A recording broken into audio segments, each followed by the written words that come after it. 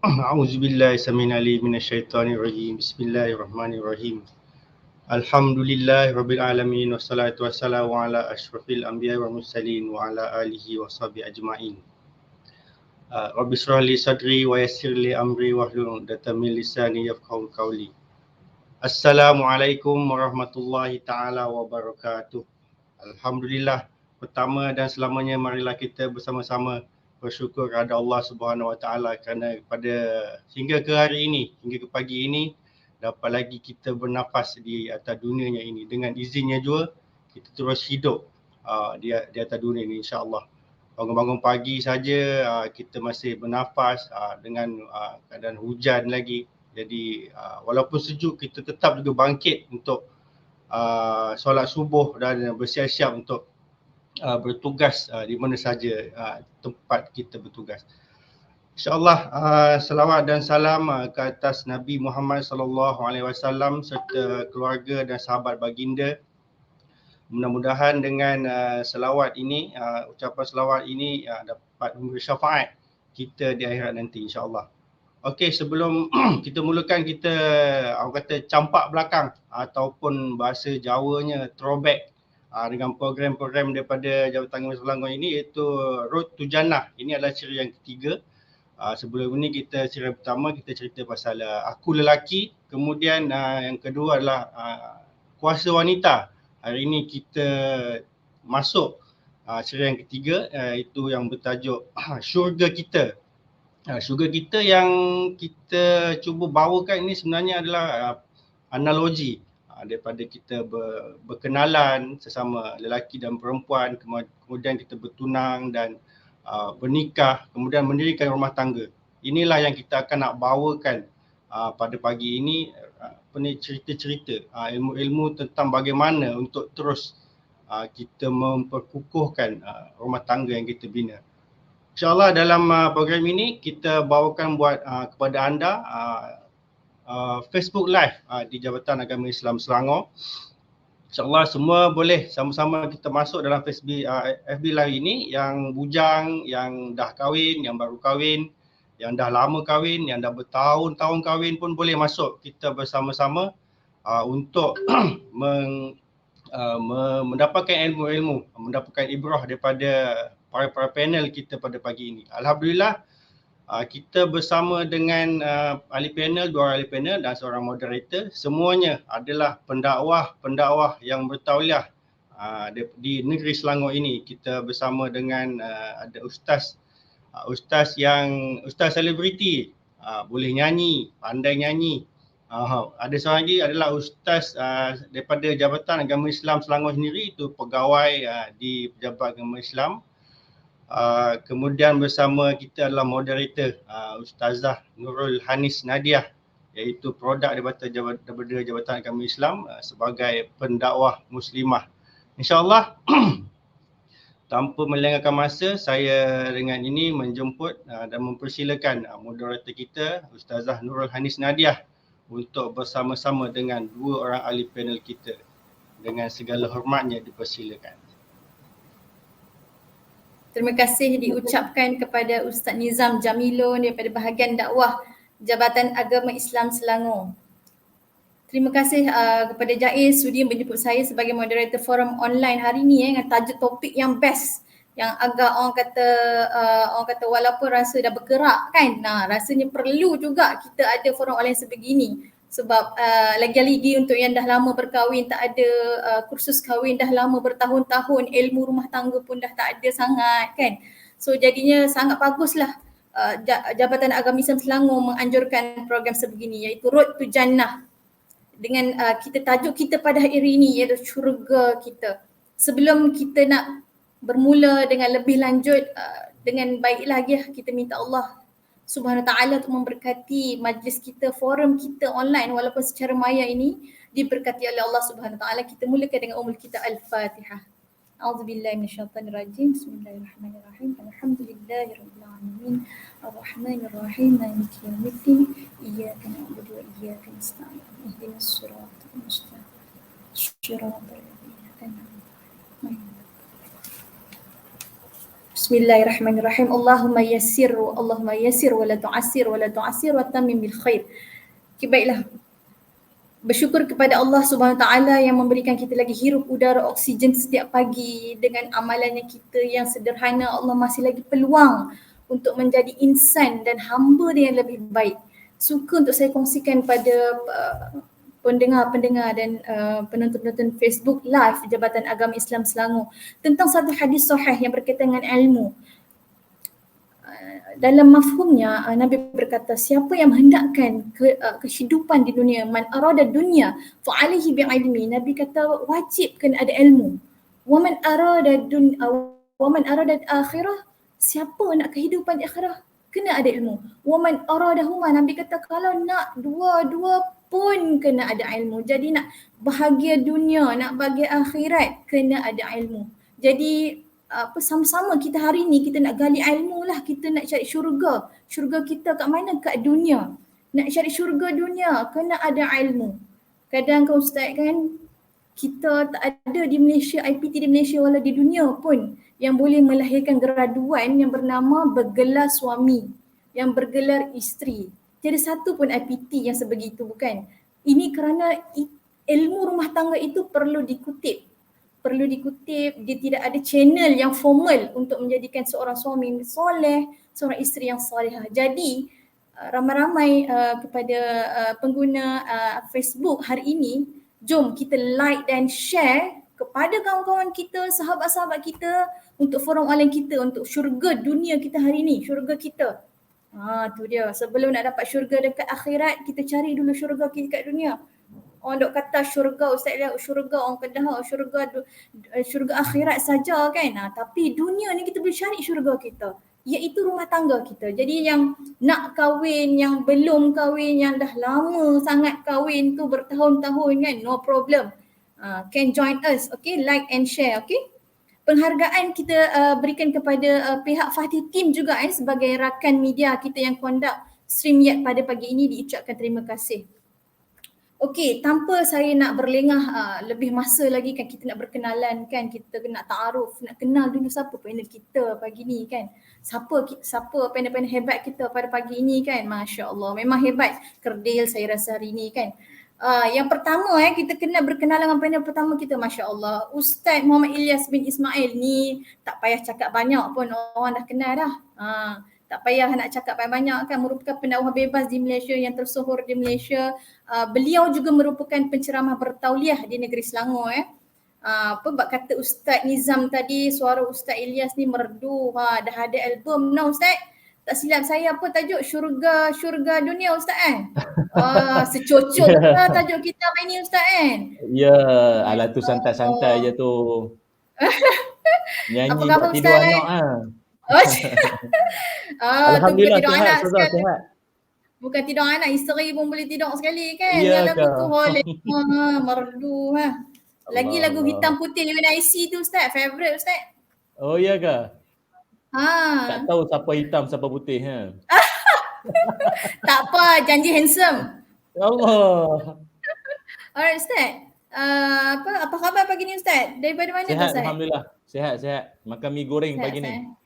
Ya Ustaz, kalau Ustaz masih ingat, sebenarnya Ustaz ni merupakan rakas perjuangan saya masa belajar diploma ni Ustaz. Ya betul, ingat. Ustaz masih kan, Masya Allah. Tahu Ustaz kan. Ustaz ni dulu buat makluman pengguna-pengguna Facebook, pelayan Facebook, Ustaz ni dulu masa belajar hebat ni orangnya. Setiap kali MC majlis mesti dia, jadi Ilyas mana? Ni nasyid ada kumpulan dia sendiri ni daripada IPT ke. Masya Allah, hebat. Doakan saya juga Ustaz. Okey, baiklah kita ke panel yang kedua kita, okey. Panel yang cukup hebat dengan pengalaman-pengalaman berkaitan dengan kahwin cerai. Dipersilakan panel kedua kita Ustaz Suhaimi bin Ahmad Wakil. Beliau merupakan pegawai haiwan Islam di Pejabat Agama Islam Darul Petaling. Betul Ustaz di bahagian undang-undang keluarga Ustaz Ustaz. Assalamualaikum warahmatullahi wabarakatuh. Waalaikumsalam. Jawa ya Ustaz. Kabar ya Ustaz? Jerman warase. Jerman warase ya. Hari ni saya kena speaking Jerman nampaknya dengan Ustaz ni. Ya, rakyat Selangor pun ramai Jawa, boleh cakap Jawa. Betul Ustaz, bangga jadi Jawa Ustaz kan? Allahu Akbar. Yang lain pun Ustaz, bangga juga jadi hamba Allah, insya-Allah. Masya-Allah. Ustaz beliau merupakan seorang yang sangat berpengalaman dalam hal-hal perkahwinan, cerai di negeri Selangor ni lah. Suami saya nampak muka Ustaz, ayang ni lah Ustaz pergi kursus kahwin quiz dulu. Oh ya ke? Orang tak perasan. Famous Ustaz. Masya-Allah. Kena salah dengan suaminya. InsyaAllah. Okey, baiklah sidang pendengar sekalian, kita nak terus kita tak nak membuang masa lebih-lebih lagi, kita nak terus kita nak speed up kepada soalan pertama untuk panel yang pertama iaitu Ustaz Muhammad Ilyas. Okey Ustaz, kita secara orang kata secara kenyataannya lah, secara yang berlaku sekarang kan, orang ni lagi zaman pandemik COVID kan, orang nak berkahwin, kita nak orang kata nak mula mencari pasangan di era pandemik ni kan, mula cari calon. Calon aku, lagi kalau masuk IPT, mak ayah kata, mak pak kata belajar sambil minum air kan, wosha siapa boleh jadi calon ni. Calon lah, lagi nak pandemik COVID ni, kata dia masih sedih pergi IPT, boleh lah kan. Jadinya seperti mana Rasulullah pernah bersabda, mafhum daripada sebuah hadis sangat familiar, orang selalu dengar lah. Okay, wanita ni dinikahi atas 4 benda kan, 4 perkara Nabi. Itu kebiasaan, adat orang kepilih. Sebab harta dia, dia kaya, boleh lah. Yang kedua, hisabiha, sebab keturunan Ustaz Ilyas ni, Ustaz Suhaimi, insyaAllah baik-baiknya. Yang ketiga, kerana kecantikan dia kan. Yang keempat, sebab agama. Hujung hadis tu Rasulullah kata fasfar. Rasulullah kata pilih macam orang kata keutamaan tu fasfar bidzatid din. Nabi kata pilih yang agama.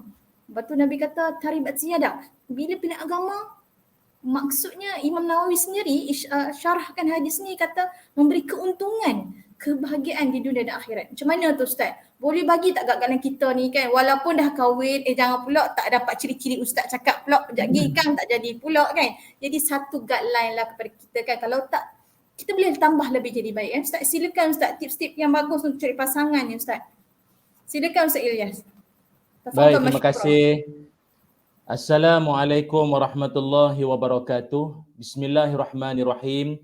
Alhamdulillahirabbil alamin, wassalatu wassalam ala Rasulillah wa ala alihi wa sahbihi ajma'in, amma ba'du. Terima kasih saya ucapkan pada moderator Ustazah Nurul Hanis Nadia binti Ngaliman selaku moderator pada program online pada pagi ini. Rakan bicara wara, guru kita semua, Al-Fadhil Ustaz Suhaimi bin Ahmad Wakid, Pegawai Haiwan Islam, Jabat Agama Islam Daerah Petaling, seterusnya kepada semua para penonton-penonton, pelayar-pelayar, follower, viewer, share.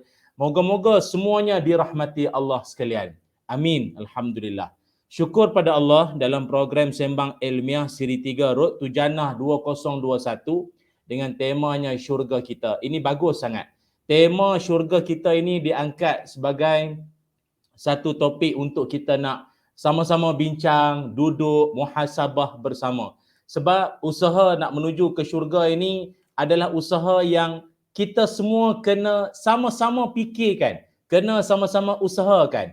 Dalam Quran Allah Subhanahu wa taala berfirman, a'udzubillahi minasyaitonirrajim, wasiqal ladzina taqaw rabbahum ilal jannati zumara. Orang-orang yang bertakwa pada Allah, suami, isteri, anak-anak, atuk, nenek, paman, mbah lanang, mbah wedok, semuanya yang bertakwa pada Allah, mereka akan dibawa masuk ke dalam syurga secara zumara. Zumara ini maknanya berpasukan, ramai-ramai masuk ke dalam syurga. Surah Az-Zumar ayat 73. Maknanya topik ataupun isu perbincangan kita pagi ini merupakan isu yang telah pun Allah Subhanahu wa taala bagi dorongan, bagi galakkan pada kita supaya ada satu misi visi. Kalau pihak JAIS pun dia ada misi visi. Kalau pihak kuis, kuis tempat kita duk belajar dulu pun dia ada misi visi. Maka rumah tangga kita juga kena ada misi sama visi, iaitu tidak lain tidak bukan til jannah, road to jannah, jalan menuju ke syurga. Cuma persoalannya Ustazah Nurhanis ya, kita nak sebut kata zaman pada hari ini mencari wanita ataupun bagi seorang laki-laki nak mencari bunga, dia nak cari calon isteri ni di akhir zaman bukan satu benda mudah. Hatta orang perempuan sekalipun dia nak cari suami, dia nak cari orang kata nak buat laki, nak buat husband pun bukan benda mudah. Tapi bagi kami orang laki-laki, kita akui Nabi SAW pernah bersabda, "Ma taraktu ba'di fitnatan hiya ad-darra 'ala rijal minan nisa." Kata Nabi, tidak aku tinggalkan ujian yang lebih berbahaya bagi seorang laki-laki selain daripada ujian godaan wanita. Sebab itu antara fitnah paling dahsyat akhir zaman ni juga, khususnya bagi kami orang laki-laki, laki-laki ni pula laki-laki yang ori Ustazah, bukan laki-laki spicy. Laki-laki ori ni iaitu ujian godaan orang perempuan, godaan wanita. Maka dalam hadis yang lain juga Nabi SAW berpesan supaya bahawa dunia ini merupakan keindahan. Namun Nabi berpesan, fattaqun dunya wattaqun nisa. Berhati-hatilah kalian dengan dunia dan berhati-hatilah kalian dengan orang perempuan. Pasal apa? Karena kata Nabi, fa inna awwala fitnati bani Israel kanat fin nisa. Karena kata Nabi, antara bencana yang telah banyak merosakkan Bani Israel, orang dulu-dulu, adalah kerana perempuan, wanita. Maka kita orang lelaki jangan main tangkap muat saja. Ustazah Nurhanis ya, kadang ada orang kata, alah Ustaz tak payah nak milih-milih sangatlah, zaman sekarang zaman payahlah ni. Ambil yang mana yang ada. Lalu di bus stop sweet-sweet, kenyit-kenyit mata sikit, boleh pandang-pandang, boleh pegang-pegang. Ambil sudahlah. Tak boleh. Tak boleh. Dalam soal kita nak memilih pasangan hidup, di situlah permulaan pendidikan anak-anak. Orang pernah bertanya kepada Luqmanul Hakim, apa rahsia anak-anaknya bagus-bagus? Jawapan dia, aku pilih ibu mereka 30 tahun. 30 tahun sebelum mereka lahir. Maknanya apa? Pilih mak tu dulu. Memilih tempat nak disemaikan benih. Itu bahasa Quran, bahasa hadis dia. Cari tempat yang bagus untuk kita nak kelangsungan zuriat kita yang baik-baik. Cari induk yang baik. Mak yang bagus. Mak yang solehah. Maka seperti hadis yang dibacakan oleh Ustazah Nurhanis sebentar tadi, memang betul lah. Bahawa Nabi SAW berpesan, tunkahul mar'ah li arba'. Dinikahi orang perempuan itu kerana 4 faktor. Antaranya, limaliha, walihasabiha, wajamaliha, walidiniha. Pertama sekali iaitu mencari wanita itu adalah kerana apa? Faktor apa? Antaranya faktor agama, faktor dia punya martabat, kedudukan dia, kemudian hartanya dan juga kecantikannya. Ada orang kata tak payah cantik tu tak payahlah Ustaz. Cantik ni tak ke mana pun. Betul. Tapi sedap mata memandang. Kan, cuma nanti Ustaz Suhaimi boleh kongsi lagi lah banyak pengalaman. Orang kita sekarang ni cantik ni subjektif. Subjektif. Kadang dia punya color, dia punya saiz badan, bagi orang, setiap orang tak sama. Ada orang lagi berisi, lagi tembam, lagi dia suka. Tak apalah pun nak buat. Orang kita netizen ni mulut, ya Allah. Bila tengok pasangan seorang saiz M, seorang saiz double XL, dia kata bagai durian dibelah-belah. Bukan pinang dibelah dua. Apa masalah? Ini subjektif. Pemilihan cita rasa orang tak sama. Kecantikannya, kerana keturunannya, kerana hartanya. Tapi kalau siapa yang pilih dari segi agama dia, fazfar bizati din taribat yadak. Maka biarlah orang paling beruntung kalau siapa pilih dari segi agama. Dalam satu kitab Tawdihil Ahkam min Bulughil Maram menyebutkan maksud fazfar ini fazfar. Fazfar di sini maksudnya berlumba-lumba, bersungguh-sungguh, carilah apa jalan inisiatif pun untuk kau dapatkan wanita yang ada agama. Fazfar. Berlumba-lumba, bersungguh-sungguh, cari. Orang kata apa? Siasat, selidik, tanya dulu dia ni macam mana latar belakang pendidikan, dia ni bagus ke macam, ambil tahu sampai ke tahap itu.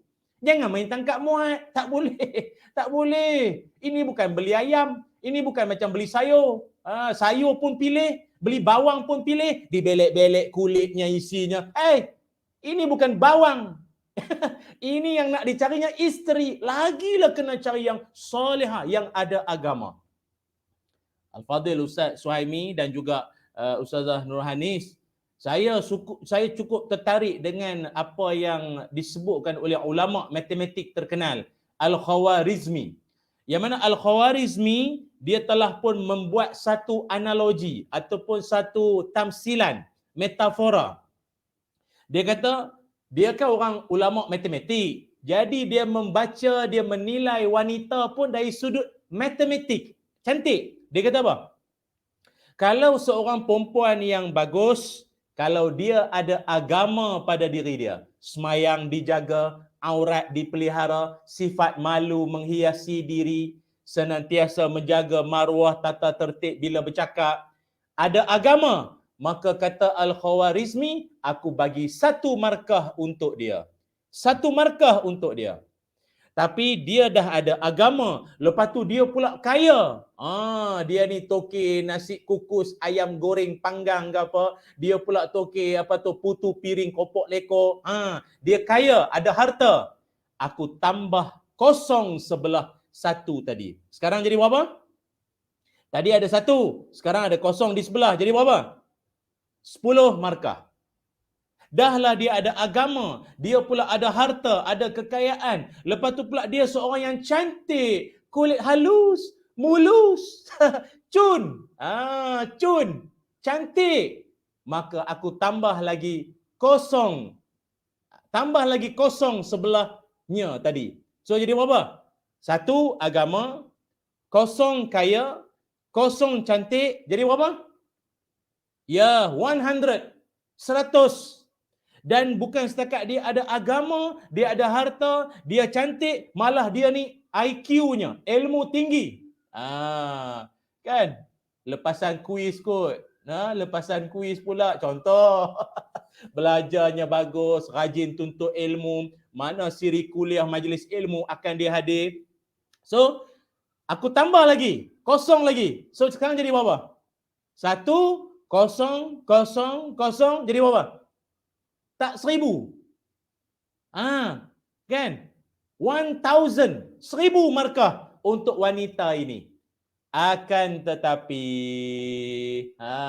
dia kata apa? Akan tetapi, kalau wanita tersebut tak ada agama, okey, buang markah 1 tadi tu, tinggal berapa? 0, 0, 0. Maknanya apa? Maknanya apa? Ada harta tanpa agama, tak ada nilai. Ada cantik, tak ada agama, tak ada nilai. Ada ilmu, tak ada agama, tak ada nilai. Tanpa agama, manusia binasa. Tanpa ilmu, manusia buta. Tanpa iman manusia sengsara, tanpa ukhuwah manusia sengketa. Nampak? Tanpa iman manusia jadi sengsara kehidupan. Seorang isteri tak ada iman, tak ada agama, tak semayang, tak jaga aurat, sengsara suami. Seorang ibu tak ada iman, tak ada agama, sengsara anak-anak dan keluarga.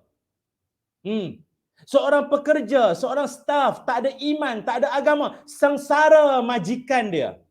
Maka sebab itulah saya nak mengajak pada tuan-puan semua, penonton-penonton rakan-rakan, pilihlah wanita yang ada agama dalam diri dia. Dan salah satu cara nak menilai tahap agama seseorang, kata orang, macam mana nak menilai agama dia? Pada pakaiannya kah? Pada cara berjalannya kah? Pada apa? Cara paling mudah sekali nak menilai tahap iman seseorang ataupun bagusnya agama seseorang ialah al-haya'u la ya'ti illa bi khairin. Kata Nabi, sifat malu tidak akan hadir kecuali dengan kebaikan. Mudah saja nak kenal orang tu, perempuan itu ada agama ke tidak, dia ada rasa malu. Dia ada rasa malu. Persoalannya sekarang, Ustazah Nurhanis ya, wanita zaman sekarang ni macam mana? Dengan TikToknya, dengan bergediknya, dengan jogetnya, dengan gelak mengilai Pontianak tu. Ha sampai 6 harkat. Tak malu ah. Memalukan suami saja perangai macam ni. Ada rasa malu. Dengan mengandungnya, perut dengan macam tu, pakai baju ketat, masuk Facebook, minta tolong doakan ya, sudah 6 bulan, tolong doakan. Hei, bukan nak doakan kandungan, doakan kau tu dapat hidayah Allah. Mana ni? Sebab itu ingat, Nabi SAW juga berpesan, ala ukhbiruka bi khairin ma yankirul mar'ul mar'ah salihah. Maukah aku khabarkan pada kalian semua tanda-tanda wanita solehah, wanita bagus, wanita baik, ada agama sifatnya. Apa? Iaitu sifatnya adalah idza nazara ilaiha sarrathu, bila kita pandang dia, hati kita menjadi tenang. Syok, gembira. Balik kerja, balik ke rumah, kita rasa tak sabar nak balik sonok. Pandang dia sejuk hati. Walaupun dia pakai bedak soju. Sejuk hati. Walaupun tengok dia pakai bedak sejuk. Okeylah, tak apalah. Janji sejuk hati. Lagi apa? Yang keduanya, wa idza amaraha ata'athu. Bila kita perintahkan, kita suruhkan, arahkan, dia buat, dia taat. Yang semayang, sayang, solat, B. Oh, panggil B. Panggil B. Ya, B. Jangan lupa solat. B, tengok tu, aurat. Tudung, labuhkan sikit, tudung. Dia beritahu. Dan isterinya pun, okey bang, okey be, okey abe. Dia ikut. Dia okey be, okey abang, okey sayang, okey kanda. Allah, sempoi dapat isteri macam ni. Syukur, bahagia dunia akhirat. Dan yang ketiga, wa idza ghaba anha hafizathu. Kalau ketiadaan suami, dia akan menjaga maruah dia di pejabat, waktu tengah kursus ataupun dia outstation. Dia sedar dia isteri orang, dia isteri pada suami dia. Dia kena jaga maruah suami dia, kena jaga aib diri dia, menjaga maruah dan sifat malu sentiasa menghiasi dirinya. Sebab itu di ujung ni saya nak sebutkan sekali bahawa sebagai seorang isteri, bersihkanlah hati, taat setia kepada suami, kepada mertua bermanis muka, dengan ipar duai berbaik sangka. Suami isteri, luruskan hati, moga hidup bercerai mati. Wallahu a'lam. Allahu a'lam, masya-Allah, Allahu akbar. Terkesima saya Ustaz. Tips-tips hebat ni kan. Dengar tu kata Ustaz ni perkenal aku lah tu perempuan TikTok. Okey, apa follower jangan terasa Ustaz bagi tips formula. Tak apa, kita tak dapat macam penyandang sakit usaha jadi baik. Tak ada benda yang terlambat untuk perkara baik. Betul Ustaz kita cuba usaha untuk jadi perempuan solehah, perempuan orang kata perempuan pilihan Zuhur masjid, subuh masjid, maghrib masjid, masya-Allah kan. Kita cuba usaha kan. Saya suka petik perkataan Ustaz pada awal Ustaz mengeluarkan kata-kata sama-sama pasukan. I love that word, magic word, pasukan suami isteri adalah satu tim Engkau kalah, aku menang. Tak ada 1-0 semua sama rata. Ada kekurangan, sini tolong top up. Tim bola sepak, ada dia seorang, kau ni gagalkan gol aku. Buang pergi pasukan, buang keluar pasukan. Tak ada kan? Macam tu juga dengan suami isteri. Kita ni saling memerlukan. Orang putih kata top up. Top up mana yang terlebih, yang terkurang kita ke top up sama-sama pasukan kan.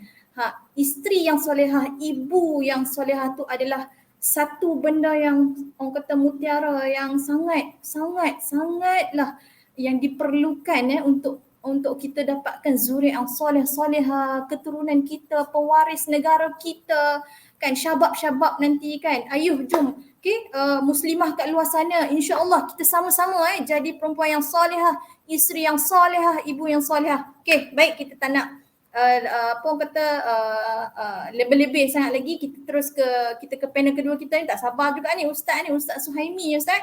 Ustaz okey Ustaz ni tadi dah pilih calon dah Ustaz. Apa Ustaz Ilyas kata tangkap muat ni tak tangkap muat ni, tangkap tak muat tangkap tak pilih lah. Oh cantik dah. Ada harta dah. Keturunan Ustaz Ilyas bolehlah ni confirm ni insya-Allah solehah ada agama pula, keluar graduan quiz kan, masya-Allah. Jadinya Ustaz kan, step seterusnya nak nikah lah ni, dah pilih calon, dah bertunang, dah merisik, nak nikah pula ni. Selalu nikah ni kan konflik juga Ustaz kan, konflik keluarga. Kata pasangan tak apalah mak, asal nikah sudah kan. Tak apalah mak, halal dah, tak apa sikit-sikit. Tak boleh, kena ni.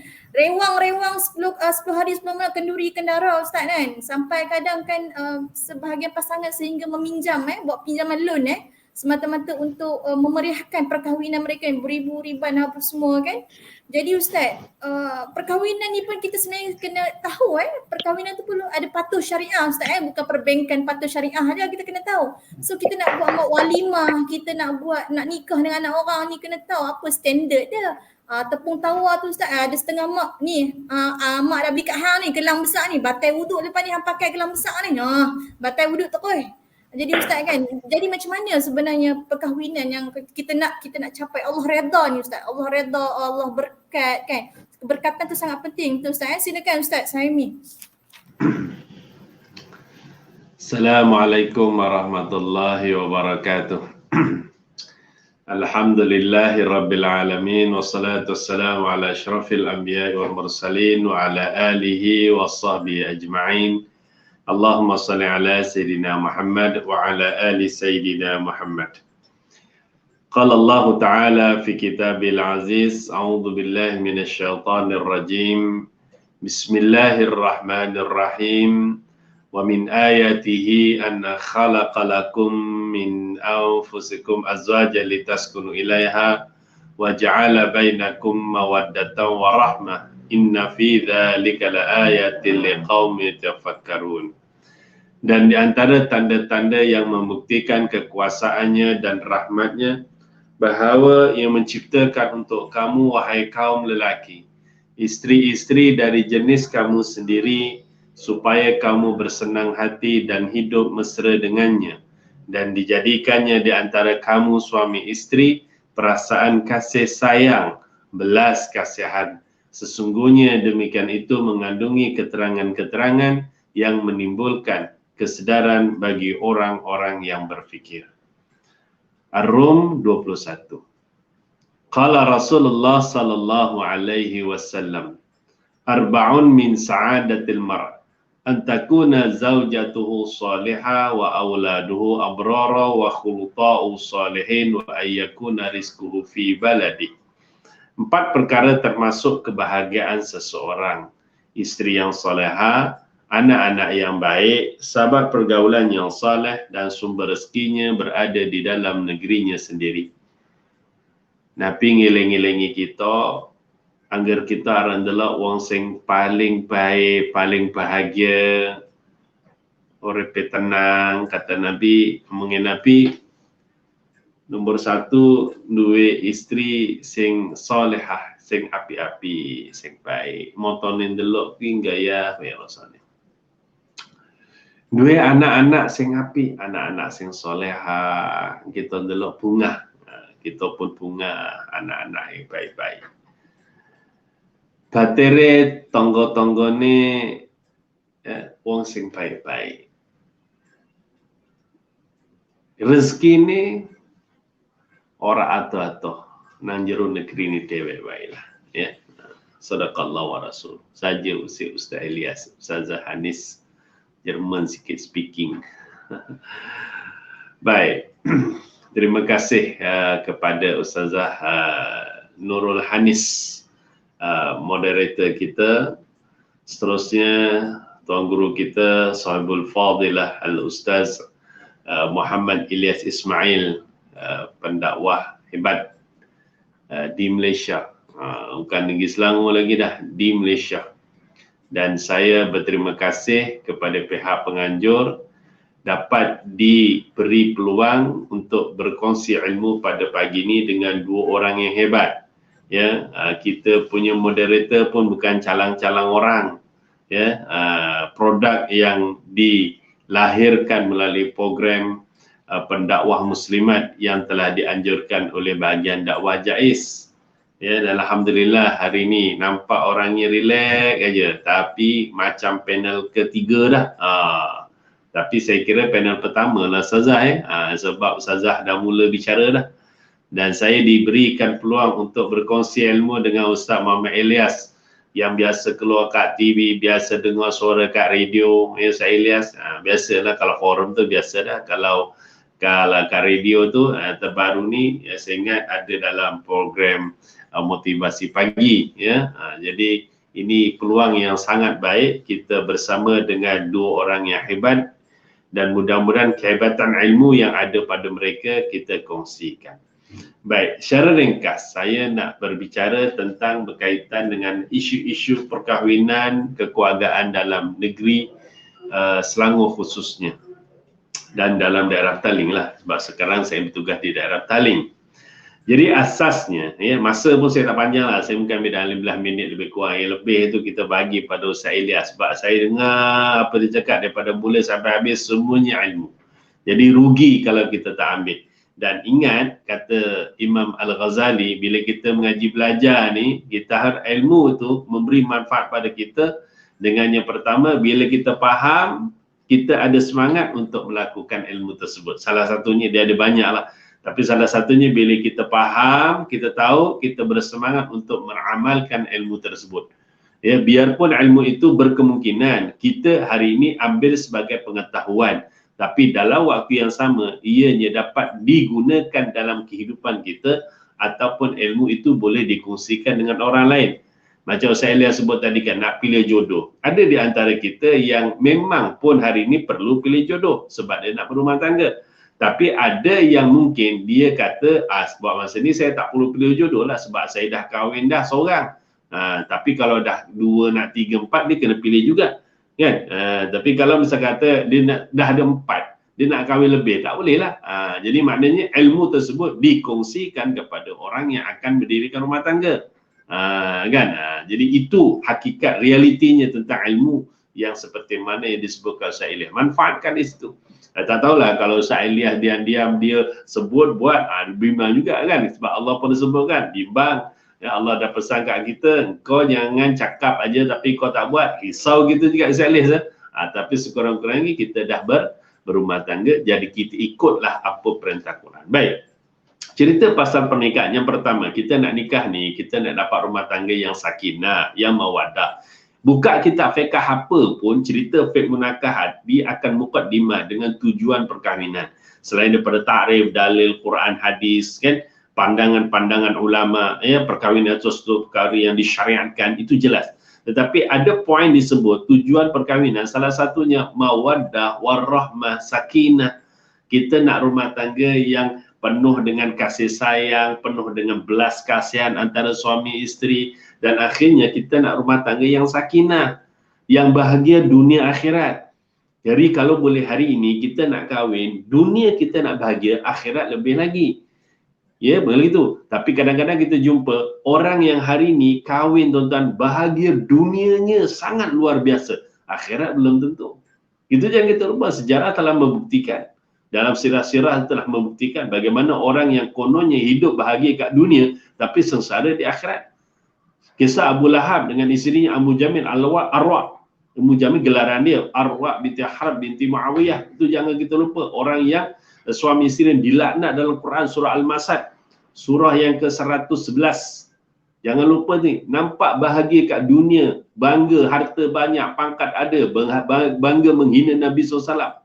Kononnya dia bahagia, tapi sengsara di akhirat. Kita tak ada macam itu.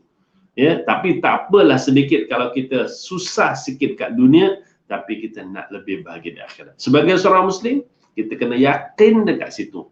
Kena yakin dengan janji-janji Allah. Ya, Al-Quran banyak cerita kan yang kita nak bahagia di dunia, bahagia di akhirat. Rabbana atina fid dunya hasanah wa fil akhirati hasanah wa qina azabannar. Ini kalau dah baca lama tak hafal, tak tahulah. Dah baca lama, dah hafal tapi tak tahu maksud, payahlah. Wis bocor akal kali, ya, imamnya lepas sembahyang yang bocor, kita amin amin amin tapi tekak sakit anggar maksudnya pun dak reti, payahlah. Kita jaluk karo pangeran, jaluk kepada Allah SWT, nang dunia pun kita bahagia, nang akhirat menang lagi kita harus bahagia. So itu yang kita nak bawa dekat syurga nanti.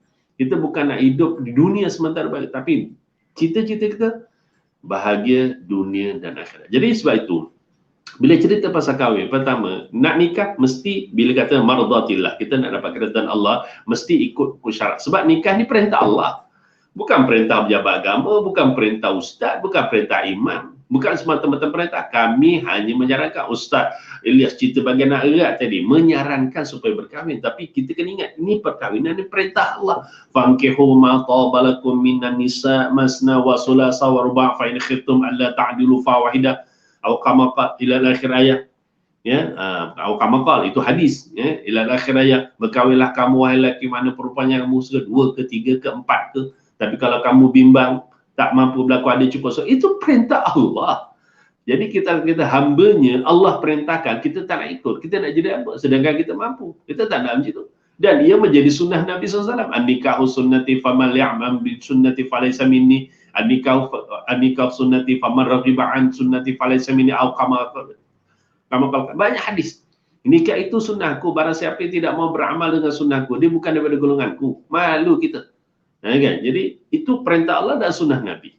Jadi kita nak berkahwin mesti ikut syariat Allah. Apa yang Allah suruh, apa yang Allah tekan, kita kenakan. Apa yang Nabi ajar, kita kenakan. Jadi nak nikah sah, nak menepati syarat, pertama rukun nikah. Ini simple. Ini bukan urus kahwin. Kalau urus kahwin boleh detail Ustaz Hanis. Kan? Ataupun mengaji kitab lagi detail. Ini kita santai, kita tabur je. Tabur je biar akhirnya terkena batang hidung orang yang nak kahwin. Oh, aku nak kahwin, aku kena ada ilmu. Oh, aku dah kahwin, aku nak bagi rumah tangga, aku kena ada ilmu. Oh, aku dah kahwin, aku nak bahagia. Macam sebulan, macam Ustaz Ilyas contohnya, bahagia, Masya Allah. Aku kena berkongsi ilmu dengan dia, aku kena kongsi pengalaman dengan dia. Sebab ilmu bukan semata-mata kita daripada kitab, itu sudah pasti. Daripada kitab, dari tok guru kita, betul. Tapi ilmu kita boleh dapat melalui perkongsian pengalaman daripada orang-orang yang hebat. Ilmu boleh dikongsi, boleh didapati daripada perkongsian ilmu daripada orang-orang yang hebat. Itu kita ambil contoh. Sebab tu bagus Ilyas tadi cerita, mukadimah je cerita macam mana memilih pasangan yang bagus, akhirnya anaknya bagus. Itulah Luqman Al-Hakim. Ini sangat hebat kisah ini. Jadi nikah mesti ikut rukun syarak. Jangan nak main kepala sendiri. Ya, kami Ustaz Ilyas dekat Pejabat Agama secara umumnya dan Jabatan Agama Islam Negeri secara umumnya, kan, kami memang sangat bertegas dalam soal rukun nikah. Ya, nak nikah kena ada peraturan, dan peraturan yang dibuat ini bukan untuk menyusahkan. Kami ulang, peraturan yang dibuat undang-undang bukan untuk menyusahkan. Walaupun orang bising Ustaz Ilyas nak kahwin susah, borang banyak. Ada yang sampai kata apa? Ustaz, zaman Nabi mana ada pakai borang? Oi, zaman Nabi mana ada pakai borang? Tu kan. Dia cakap macam tu. Ini pengalaman kami dekat pejabat lah. Kami nak je cakap mengenangkan klien je Ustaz. Kita pun sabar, janganlah kata gitu. Peraturan ini kan kita ulil amri minkum. Kan? Ya alladhina amanu ati Allah wa ati ar-rasul wa ulil amri minkum. Kan Allah yang perintah. Pemerintah buat macam ni, kita ikutlah. Itu untuk kebaikan. Kalau nak ikutkan, betul lah zaman Nabi mana ada borang. Saya pun tahu. Jelas dekat situ. Tapi kalau nak fikir begitu, kalau gitu kenapa kamu nak datang pejabat agama, nak jumpa kami minta sokongan ambil surat nikah? Tak payahlah. Kalau nak logik akal, ni cakap dengan logik ni cakap gitu. Habis tu yang kamu datang pejabat agama nak buat apa? Jumpa saya nak buat apa? Nak minta sokongan nak buat apa? Dapat kebenaran buat apa? Nak surat nikah nak buat apa? Zaman Nabi tak ada benda macam tu. Ya kan? Tapi mengenangkan klien Ustaz Ilyas, Ustaz ni tak boleh cakap itu viral. Sebab klien datang jumpa kita Ustaz, kadang-kadang kami bagi nombor, dia rakam. Ni klien-klien kita yang bagus-bagus akhlaknya. Cakap bahasa lembut sikit lah, bagus akhlaknya. Macam-macam. Jadi kita buat peraturan tu bukan misalkan sebab pertama kita nak pastikan pernikahan dia menepati hukum syarak. Berapa banyak pernikahan yang dibatalkan semula. Hatta yang baru nikah pun batal. Ni tangan Ustaz, ni tangan pengalaman ni, kalau boleh cakap-cakap besok depan Allah cakap ni. Tangan ini pernah menyokong, tangan ini telah menanda tangan ni, tangan ini telah menikahkan, tangan ini yang panggil call balik, tangan ini yang membuat siasatan, buat laporan, tangan ini yang arahkan pergi ke mahkamah, dan tangan inilah yang akhirnya kita menikahkan semula pasangan yang baru bernikah lebih kurang 2 minggu, akhirnya terpaksa dibatalkan pernikahan dan menikah semula kerana tidak menepati hukum syarak. Sebab itu kesimpulan awal saya sebut, orang yang nikah tak ikut hukum syarak ni rumah tangganya agak panas. Rumah tangga panas. Bukan bawahnya rumah ada api, tidak. Bukan tak ada aircon, orang kaya aircon banyak. Biliknya 5, airconnya 20. Bilik 5, bilik 4, airconnya 5-6 biji. Satu bilik 1 biji sejuk, tapi rumah tangganya panas. Banyak kes kita jumpa, rupanya pernikahan tidak menepati hukum syarak. Sangat berbahaya. Jadi kesimpulannya, muslimin muslimat pastikan nak nikah, rukun nikah kena jaga. Rukun dan syarat. Bukan semata-mata rukun kena ikut, syarat pun kena ikut. Solat 13 rukunnya, dan setiap syarat rukun ada syarat. Sama dengan nikah. Rukun nikah 5. Lanang, wedok, cakap Jawa lagi, saya minta maaf. Laki, perempuan, wali, saksi, ijab kabul. Dan setiap ini ada syarat dia. Laki ada syarat, perempuan ada syarat. Ada pernikahan, ringkas ya, ada pernikahan yang dibatalkan kerana lelakinya tidak menepati hukum syarak. Dia berkahwin dengan orang yang bermasalah akidahnya. Sebab tu kita bertegas dengan soal masalah berkaitan dengan Syiah. Ya, saya dan rakan-rakan ya, sampai peringkat kita tak nak bergaduh, kita tak bertegak. Tapi kalau sampai klien hentak hempas bilik kita, pintu bilik, kerana bila kita tanya sorry, may I know, are you Sunni or Syiah? Dia marah. Why? I'm Sunni, I'm Syiah, any problem? I'm Syiah, any problem? Dia marah. Kita terangkan, kita cakap baik-baik. Kalau Syiah kita tak benarkan, marah dia keluar bila bam, dia bantai pintu kita. Ini pengalaman kami. Ada masalah.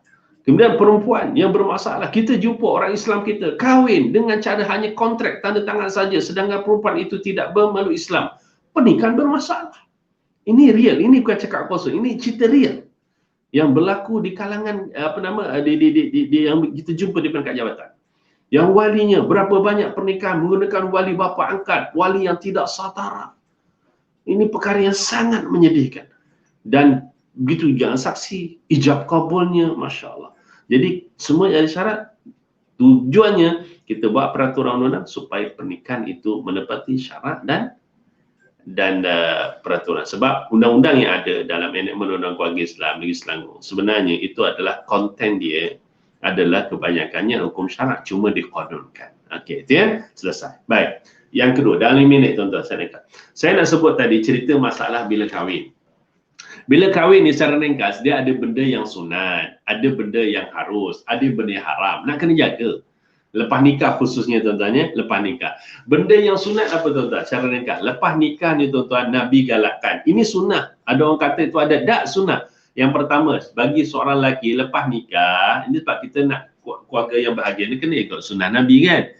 Kena ikut sunnah Nabi. Kalau kita tak ikut sunnah Nabi, payahlah. Wa ma atakumur rasulu fakhudhuhu wa ma nahakum anhu fantahu. Apa-apa yang diperintahkannya dibawa oleh Nabi Muhammad SAW, kamu ambil, kamu amalkan.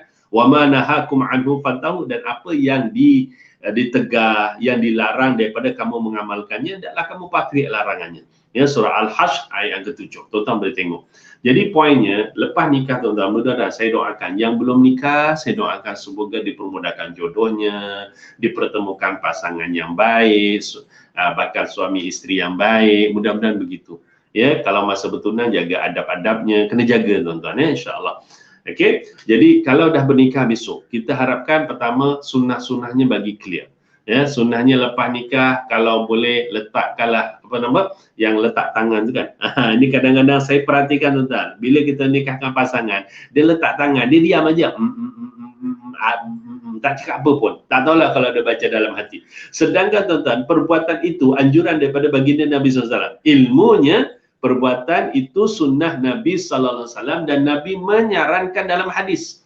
Riwayat daripada Abdullah bin Amr, Rasulullah SAW bersabda, Allahumma inni as'aluka khairaha wa khaira ma jabaltaha alaihi wa a'udzubika min syarriha wa syarri ma jabaltaha alaihi. Ya Allah, aku memohon kepadamu kebaikan isteriku ini dan kebaikan yang engkau telah ciptakan atasnya, dan aku berlindung denganmu daripada keburukannya dan keburukannya engkau telah ciptakan atasnya. Riwayat Ibnu Majah. Ini tuan-tuan, ini yang kita kena buat, saranan daripada ulama, daripada doa hadis Nabi SAW. Ini saudara ya, saudara khususnya. Ya, Ustaz Ilyas, Ustaz Ilyas kalau akan datang dia agak-agak lah naik pelan lagi, boleh hafal. Kalau tuan-tuan tanya saya, Ustaz apa doa ni? Aku tak hafal doa ni. Ya, jarang sangat baca pun macam sekali je baru. Akan datang tak tahu lah Ustaz Hanis ya. Jadi lepas ni kalau boleh pengantin cari doa ni dalam buku, ada, cari, hafalkan, besok dah nikah betul letak tapak tangan kita atau ubun-ubun isteri tadi tu dan baca doa. Jangan diam aja, baca doa itu sunnah. Kalau kita letak saja, diam saja, itu takut jadi adat saja. Ya, dengan tidak ada sunnahnya kerana tidak membacakan doa. Sebab kita nak ikut sunnah Nabi kan, umat Nabi kan. Itu. Yang kedua, solat sunat.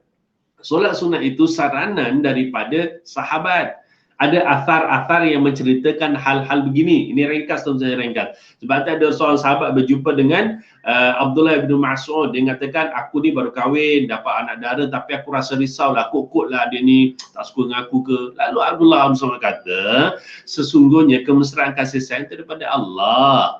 Yang benci ini daripada syaitan, dan syaitan ini benci dengan orang yang berkasih sayang. Maksudnya begitu. Sebab itu saya pernah terbaca dalam satu kitab, dia mengatakan syaitan ini di antara orang yang paling dia benci selain daripada Rasulullah, orang yang baca Quran, qiyam. Dia benci ni siapa yang menjalankan akad nikah. Dia sangat benci. Kenapa Abu? Sebab di situ tidak ada peluang dia nak menggoda anak Adam melakukan maksiat lagi. Itu bahasa mudahnya tu. Jadi apa nak buat? Kata Abdullah bin Mas'ud, oleh itu kamu solatlah solat sunat selepas akad nikah. Cuma yang tu yang saya nak rekaskan, saya nak betulkan. Ini tujuan kita mengaji belajar, saya nak betulkan. Yang kita buat hari ni, saya tengok kadang-kadang duk ikut orang je. Duk ikut orang je. Orang buat betul, betul lah dia. Orang tak betul lah. Orang masuk ke parit lah dia kalau dia ikut benda tak betul. Yang betulnya, solat sunat nikah tu bukan lepas nikah terus pergi sembahyang, pergi ambil kamera lah, apa benda tu kan. Itu kadang-kadang kita takut sangat dengan niat yang lain. Dan kadang-kadang yang terbaru pernah viral Ustaz Ismail, mungkin Ustaz Ismail sama ayahnya pula dia semua marah dia. Ustaz Ilyas yang pernah viral, orang tu tak tahulah nikah kat masjid, lepas tu lakinya sembahyang, kan viral. Perempuan tu sembahyang dalam keadaan dia ikut belakang suami dia dengan pakaian yang begitu ketat, dalam keadaan begitu. Saya tak nampaklah dia punya yang pengajaran yang bagus pada masyarakat. Bukan begitu. Islam ajar kalau lepas nikah, yang solat sunat tu bila kita nak bersama dengan isteri kita malam pertama, maksud nak tidur.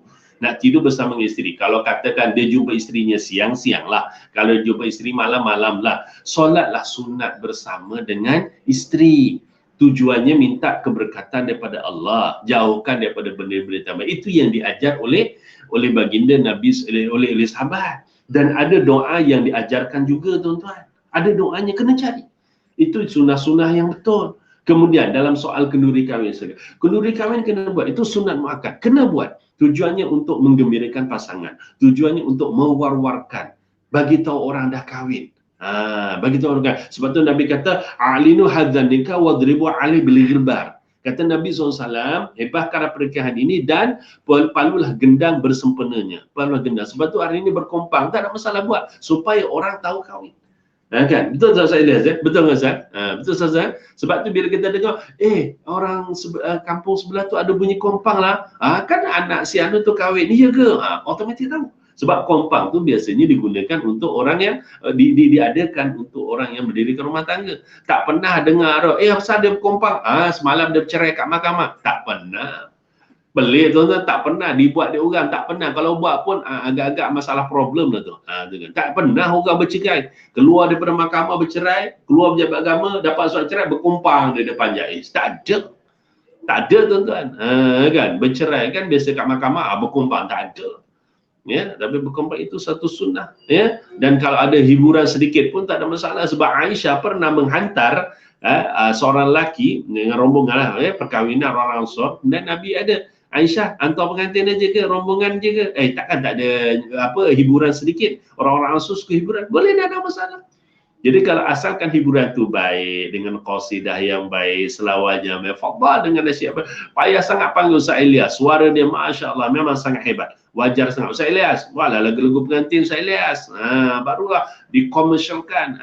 Ya. Jadi siapa yang nak nikah, pasang lagu pengantin. Kalau nak jariah lagi, viralkan, masuk dalam Facebook, masuk dalam YouTube, lagu khas pengantin, kan. Jadi dah download, jadi orang dengar suara Sa'il, ini penceramah hebat, boleh bernasyid lagu pengantin, Masya Allah, didengar, itu menjadikan pahala. Jelas, ya, itu perkara-perkara banyak lagi tuan-tuan. Dan isu mahar hantaran yang wajib mas kahwin, mahar, dia mahar Mesir, mahar Musammat, ikut negeri masing-masing, ya. Itu kesimpulannya. Kalau dibahaskan kenapa negeri-negeri tak sama, ini yang kita kata Assalamualaikum, kena faham. Setiap negeri ketuanya adalah ketua agama ikut sultan. Ya, jadi kita negeri Selangor ada Sultan Selangor. Kita kena akui, kita kena hormat, kena taat dengan pemimpin. Kalau sultan kata buat macam ni, jumlah macam ni, kita akui, itu kan sangat bagus. Ya, jadi ikut negeri masing-masing. Yang penting jangan disusah-susahkan mas kahwin. Sebab tu kita Selangor minimum 300 anak dara janda terpulang. Baru ni Ustaz Ilyas ada perempuan, Ustaz saya nak minta nasihat, kenapa? Saya ni kahwin, saya ni janda Ustaz. Tak apa, Alhamdulillah kalau berumah tangga. Tapi nak tanya, mas kahwin 150 ke Ustaz? 150, kenapa pula? Bukan janda separuh ke? Lah, masalah terkena dulu. Dah Selangor tak ada, janda ke balu ke apa ke, minimum 300 lebih terpulang. Dah ada masalah. Oh gitu ya? Ya. Kalau negeri lain, ikut negeri lain. Maksudnya itu. Jelas, ya, itu yang wajib. Tetapi yang walimah tu yang jadi masalah sekarang ni. Mak bagi anak erat, dia tu lah. Dia kalau mak ayah ada ilmu, anak-anak ada ilmu, dia akan cantik. Mak ayah ada ilmu, anak-anak ada ilmu, dia cantik. Dia tahu yang wajib, mana yang sunat, dia tahu. Tapi kalau tak ada, main ikut-ikut orang, kena pula wedding planningnya pula macam. Wedding planning kita faham lah, salah satunya adalah untuk mendapatkan keuntungan, itu rezeki dia. Tapi kalau boleh, jangan sampai melampau-lampau. Itu pesan saya. Jangan sampai melampau, ikut kemampuan. Tepuk dada tanya kocek. Tu kan, lain macam pula bunyinya. Tepuk dada tanya kocek. Kalau kita orang yang berkemampuan, fadal. Tapi jangan sampai membazir. Itu pesan saya. Orang yang kaya, fadal. Tapi jangan membazir. Saya pernah jumpa tuan-tuan, kaya tak kaya tuan-tuan. Dia buat kenduri kahwin tuan-tuan, habis dekat 200,000. Dekat 200,000. Itu yang disebut. Tak tahulah kok boleh jadi lebih. Kalau ada mampu silakan, tak ada masalah. Tapi jangan membazir. Itu pesan saya. Dan kalau boleh, masa kenduri kahwin itu jangan sampai benda-benda yang ditegak agama dibuat, jangan. Yang bersanding, nak bersanding, sandinglah, tak ada masalah. Jangan ikut niat, ini kan perbahasan panjang. Nak bersanding lah, bahasa muda nak duduk berdua, sila lah, tak ada masalah. Tapi janganlah buat ritual-ritual yang pelik-pelik. Duduklah bersama untuk biar orang kenal, oh ini Ustaz Ilyas, oh ini isteri baru dia. Contoh, oh kenal, contoh. Tapi kalau Ustaz Ilyas, orang tak duduk kursi pun dia tahu kenal. Ni kenal, tu kan. Dengan tujuan supaya maknanya orang kenal, ya, dalam waktu yang sama pula kita menjaga dari segi isu tepung tawar dan sebagainya. Itu kalau boleh tak payahlah tuan-tuan. Perbahasan panjang. Ya, tepung-tepung tak payahlah, beras kunyit apa dan sebagainya, membazir. Kan beras tu elok-elok kan, kemudian ditabur-tabur. Kalau misal kata sampai peringkat kan katanya nak tolak benda yang tak bagus. Itu kalau kita sampai macam itu ada masalah akidah tu, jangan main-main tu. Kan kita buat benda-benda benda-benda tu kan dengan tujuan-tujuan yang mempercayai ada kesan dalam rumah tangga kita. Itu boleh jaga hati-hati. Itu benda-benda khurafat, benda-benda yang bercanggah dengan agama, tak boleh. Tapi kalau kita suka-suka, pakai beras pun beras yang ditabur dengan kunyit kan, dicampur-campur kuning kan, kita tahu sikit tu. Kalau suka-suka je pakai beras plastik pula daripada China palsu tu katanya kan, ada beras palsu, tu kod dia lah, nak sukakan pengantin. Tapi kalau misalkan sampai beras betul, apa-apa. Lebih baik bagi sedekah orang miskin. Lagi orang Alhamdulillah, terima kasih, mudah-mudahan kamu bahagia rumah tangga, bagi kami bersedekah dengan beras, Masya Allah, itu lagi bagus. Kan? Dan satu lagi tuan-tuan nak pesan sikit, ni yang kena jaga, segi pakaian kena jaga. Kalau nak bersanding dengan pakaian yang baik untuk orang kenal, jaga aurat. Okey, lelaki okey kan dengan tanjak keris, pedang, gergaji, martul dia ada. Orang perempuan ni kadang-kadang pakaiannya, ya Allah, banyak kali jumpa, banyak kali kita tengok pakaiannya sangat ketat, mendedahkan aurat kerana tak pakai tudung langsung, ketat yang melengkor-lengkor macam langsui. Itu adat budaya bangsa agama lain. Kita tak boleh. Kita ingatkan jangan. Kan? Kalau nak pakai pakaian pengantin, banyak busana muslim yang pakaian elok-elok kan. Pakaian wanita pun yang elok, yang cantik, silakan pakai, tak ada masalah. Kita raikan pengantin supaya orang kenal, oh, ni pengantin Raja Sehari, tak ada masalah. Takkan pengantin nak pakai baju Panasonic kalau dia kerja Panasonic, kalau dia kerja Jais Ustaz Nizam, pakai baju Jais, lambang Jais, nikah pakai baju Jais. Alah, janganlah begitu, kenal sangatlah kau orang Jais, jangan salah pakai baju Jais. Contoh kan, maknanya kena sesuaikan perkara-perkara begitu. Dan saran saya tuan-tuan, yang kita sarankan satu lagi, saya kata terlepas pandang tuan-tuan, yang sebenarnya bila kita buat walimah tu ikutlah kemampuan kita. Jangan sampai burutan gila-gila tuan-tuan. Kami ada kes, banyak kes kita jumpa, bergaduh bagian nak salah satu diungkit isu kenduri kahwin yang tak selesai. Ada yang sampai peringkat, kalau dia nak minta cerai dengan saya Ustaz, boleh. Selalu selesaikan hutang bank 30,000. Ini ayat klien saya, lebih kurang. Saya terkejut, duit apa tu? Dia kata, Ustaz, dulu nak kahwin bagian nak erat, kata nak hidup hidup semati lah apa sebagainya, tapi kahwin beranak seorang macam ni, keluarga masuk campur pula, paksa ceraikan, saya ceraikan isteri saya. Benda ni, saya dah lama sabar, tak apalah kalau isteri tak nak saya, tak apa, tapi tolong selesaikan hutang bank ni.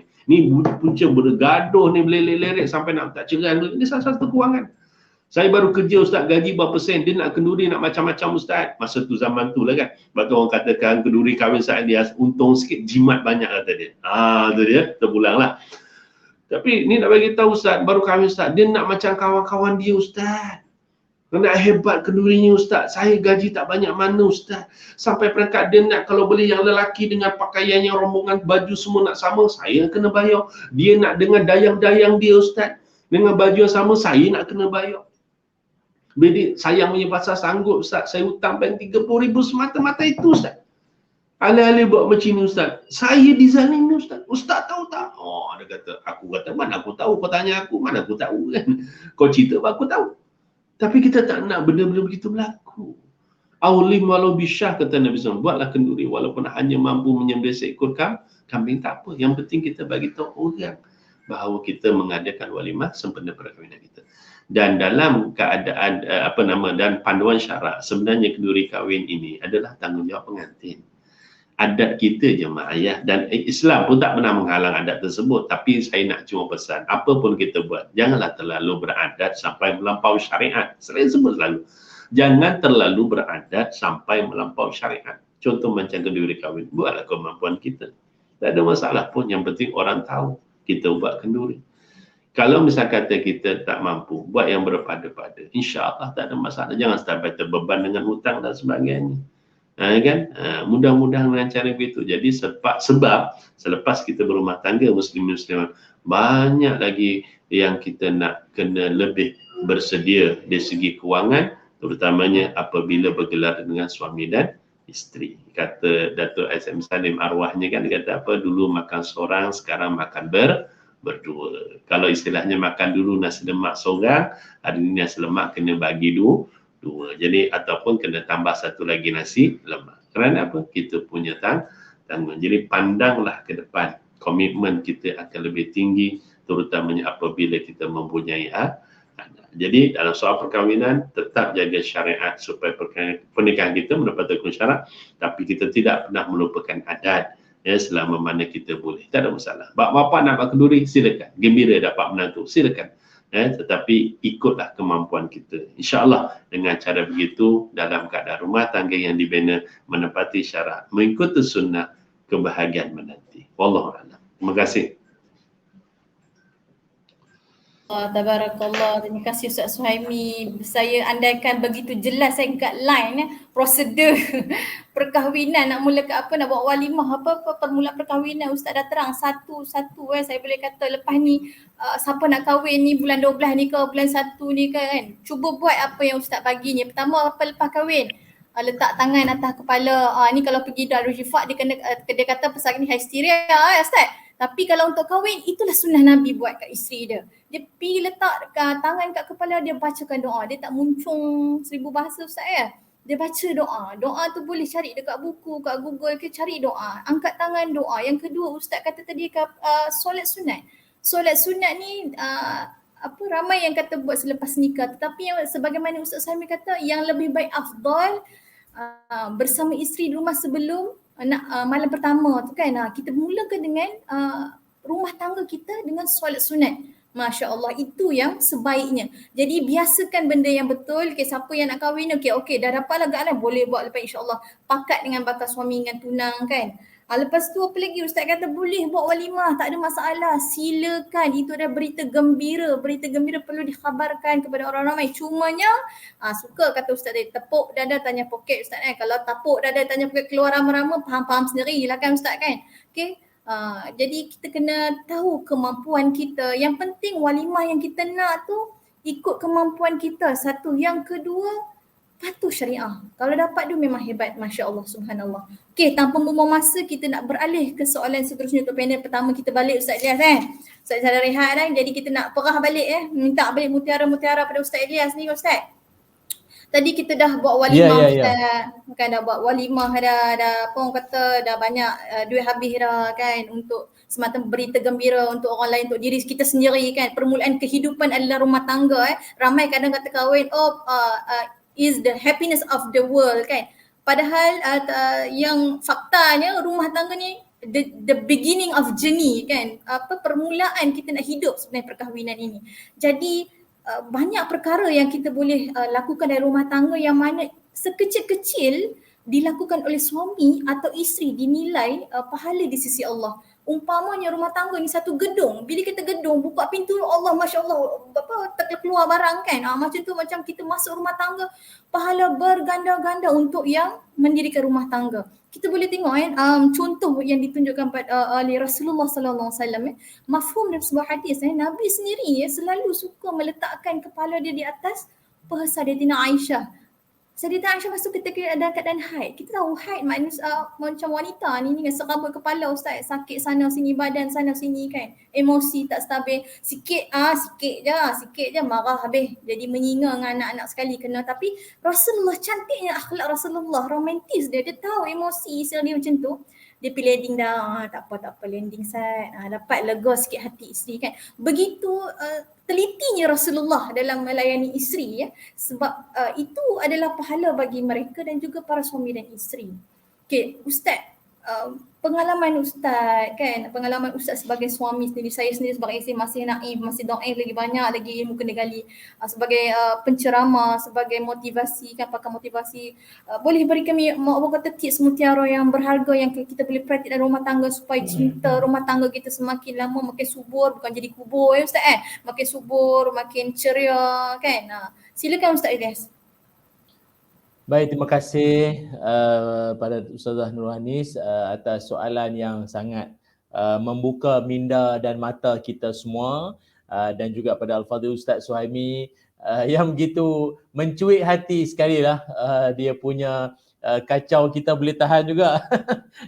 Dia punya menyakat-menyakat tu dahsyat tu. Ini kalau program sepentas ni seronok Ustaz. Tapi tak apalah, apakan daya dengan situasi semasa kita online sajalah. Riuh dalam online je lah kan. Tapi tak apa, insya-Allah satu hari nanti. Muslimin, muslimat, penonton-penonton yang dirahmati Allah sekalian. Betul, rumah tangga yang kita harapkan ini adalah rumah tangga yang ianya moga-moga membawa ke arah kebahagiaan hinggalah ke dalam syurga nanti. Sebab syurga itu, ada setengah ulama kata, syurga itu ada 4. Ada 4 syurga selama mana kita hidup sebagai orang beriman atas dunia ini. Pertama sekali yang disifatkan sebagai syurga adalah majlis ilmu. Majlis ilmu dikatakan taman-taman syurga. Yang keduanya yang disifatkan dengan syurga juga adalah kubur-kubur orang beriman. Orang beriman, orang soleh, orang baik-baik, maka kubur mereka juga diumpamakan dengan taman-taman syurga. Dan yang ketiga, yang disifatkan sebagai syurga juga adalah rumah tangga yang bahagia. Baiti jannati. rumahku, syurgaku. Maknanya kalau kita rasa seronok tiap kali balik kerja, nak balik ke rumah, asal saja pulang ke rumah kita rasa seronok, rasa bahagia, rasa happy, maknanya rumah kita bagaikan syurga. Tapi kalau asal nak balik je rasa serabut, rasa tension, rasa aduh balik lagi. Rasa meluat, rasa benda yang tak kena di rumah kita, belum sampai tahap syurga lagi lah rumah kita itu. Dan yang keempat, juga syurga, iaitulah syurga hakiki dambaan kita semua. Yang sebagaimana kita sering berdoa kepada Allah Subhanahu wa taala, Allahumma inna nas'alukal jannah wa ma yuqarribu ilaiha min qawlin wa amalin. Apa maknanya? Ya Allah, kami memohon kepadamu syurga dengan jalan ni perkataan, cakap-cakap kami dan juga perbuatan kami. Jadi kita berdoa kepada Allah supaya kita dapat masuk ke dalam syurga menerusi platform cakap kita, percakapan kita dan juga perbuatan harian kita.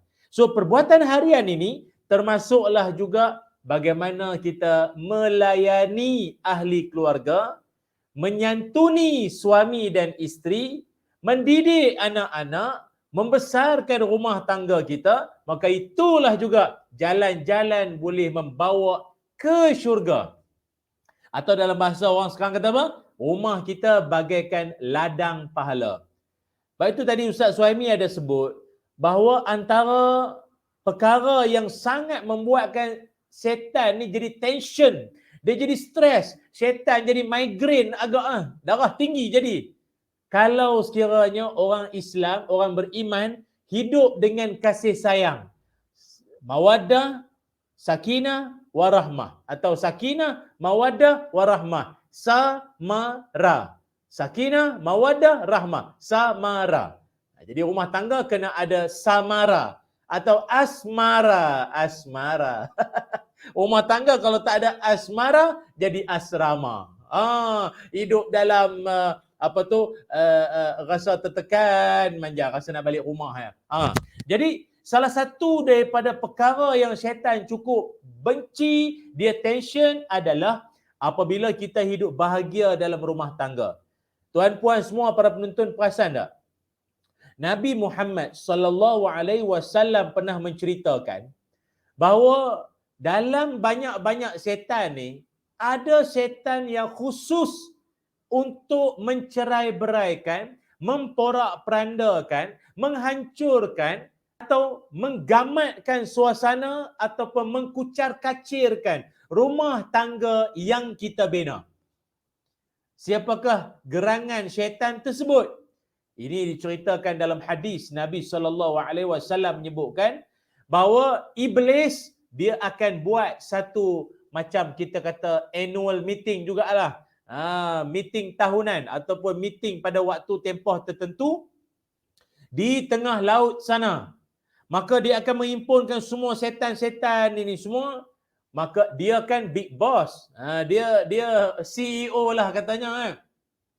Maka syaitan-syaitan ini semua akan datang tampil memberikan laporan masing-masing. Ada yang mengatakan bahawa tuan, saya baru saja tadi kasih mabuk orang tu, hidup dia tunggang langgang, macam-macam jadi. Tuan, saya baru saja tadi buat itu, usir orang ini, hasut orang tu mencuri, ambil duit haram semua. Tapi kesemua laporan-laporan syaitan-syaitan itu sedikit pun tidak membangkit minat iblis yang mendengar tu. Maknanya big boss dengar tu rasa macam tak ada benda lah korang ni, benda itu simple sangat. Tiba-tiba tampil satu syaitan ini dan dia memaklumkan bahawa dia kata apa? Dia kata dia telah pun berjaya menceraikan atau menghancurkan rumah tangga, pasangan, hubungan keluarga mereka itu. Dia telah pun berjaya mencerai-beraikan pasangan suami itu. Suami isteri itu dah diceraikan. Bergaduh habis dia orang ni semua. Maka daripada saat itu iblis pun dia bangun, dia bangkit dan dia menghampiri, mendekati setan yang baru saja mencerai-beraikan rumah tangga tu, dan dia kata apa? Ni'ma anta. Apa maksudnya? Ente marvelous. Ente bagus. Ini macam ente baru setan. Ente baru setan ori. Bagus ente. Dan mulai dari saat itu, syaitan tersebut menjadi syaitan kanan kepada iblis. Bukan penolong kanan, bukan pegawai kanan. Menjadi syaitan kanan. Maknanya syaitan yang ranking tertinggi sekali. Iaitu namanya Dasim. Syaitan Dasim yang berperanan portfolionya merobohkan rumah tangga yang kita bina selama ini. Sebab itu tuan-puan yang dirahmati Allah sekalian, kita kena berhati-hati. Bagi saya lah, kalau Ustazah Nuranis tanya apakah nasihat, apakah pesanan, macam mana kita nak jadikan rumah tangga kita ini bahagia, seronok dan senantiasa beroleh kebahagiaan yang tidak berpenghujung, seronok manjang kita akan raih. Tidak lain dan tidak bukan, beberapa perkara akan saya kongsikan ini. Ini dia. Kalau boleh tolong catat di ruangan komen. Kalau boleh tolong tolong jadikan dia sebagai panduan bersama. Yang pertama sekali iaitu betulkan niat kita. Betulkan niat kita. Tadi Ustaz Suhaimi pun dah memperjelaskan, dah menyedarkan kita bahawa soal niat itu penting. Saya teringat kisah yang berlaku kepada Sufyan bin Uyainah rahimahullah. Satu hari ada seseorang ini datang bertemu dengan Sufyan bin Uyainah untuk minta nasihat. Yang mana laki-laki ni dalam keadaan sugul, dalam keadaan serabut, nampak tension, muka stres. Bila dia jumpa dengan Sufyan bin Uyainah dan dia pun mengadu, dia kata, wahai Abu Muhammad, Tuan Syekh, saya ni ada masalah lah, saya dengan isteri saya kelihatan hina di hadapan isteri saya. Saya ni seolah-olah hina di hadapan isteri saya. Isteri saya tak hormat saya, dia tak respect sama saya, dia tak mau dengar cakap saya, suka hati dia nak jadi apa perangai sekalipun. Dia dah berubah sangatlah. Di sini rancak, sana rancak, mana-mana rancak, berdosa. Ustaz pun terjebak. Nak buat macam mana? Dah lalu dekat wall. Dia rancak, berdosa Ustaz. Ini macam mana ni? Isteri saya, seolah-olah saya ni hina di hadapan dia. Tuan-puan semua dengar baik-baik. Dengar molek-molek. Apa pesanan Sufyan bin Uyainah rahimahullah terhadap lelaki atau suami yang dalam keadaan serabut tadi. Kata dia, man zahaba ilal aizi ubatuliya bizilli wa man zahaba ilal mali ubatuliya bil faqri wa man zahaba ila dini yajma'ullahu lahul izza wal malu ma'ad-din. Kata Sufyan bin Uyainah, siapa-siapa yang menikah, dia kahwin kerana menginginkan kehormatan, inginkan sanjungan. Orang kata apa? Untunglah engkau kahwin dengan anak Tok Pengulu. Untunglah kau kahwin dengan anak yang berhormat. Untunglah kau kahwin dengan anak timbalan rektor. Untunglah kau kahwin dengan anak pegawai daerah. Nakkan kehormatan, nakkan pujian. Bahasa media sosial apa orang cakap lah ni? Ustazah Nuranis songlah. Ni. Nakkan apa? Terbaik. Padu. Kau nakkan itu semua. Maka kata Sufyan bin Uyainah, engkau akan hina. Engkau akan beroleh kehinaan. Kalau kau nak akan sangat penghormatan dengan kau kahwin dengan perempuan tersebut, kau akan beroleh hina. Kemudian, siapa-siapa yang menikah kerana cari harta, maka dia akan jadi miskin. Dia akan jadi miskin satu hari nanti. Namun siapa yang menikah kerana agamanya, dia kahwin dengan perempuan itu sebab dia tahu perempuan ni barangkali dulu ambil diploma pengurusan dakwah dan Al-Quran, sunnah, syariah . Jadi dia nak tumpang ilmu isterinya. dan dia harap isteri dia pun dapat menasihat dia dan dia pun dapat bimbing isteri dia, saling sayang menyayangi, tegur menegur, nasihat menasihat. So itu yang dia nak, maka kata Sufyan bin Uyainah, dia akan mendapatkan yajma'ullahu lahul izz wal mal ma'ad din. Dia akan dihimpunkan Allah untuk dia, harta dia akan dapat, kehormatan dia akan dapat. Kehormatan dia akan dapat, harta pun Allah akan bagi pada dia. Ingat. Sebab itu pertama sekali, betulkan niat kita. Itu yang pertama. Kita akan bahagia rumah tangga kita.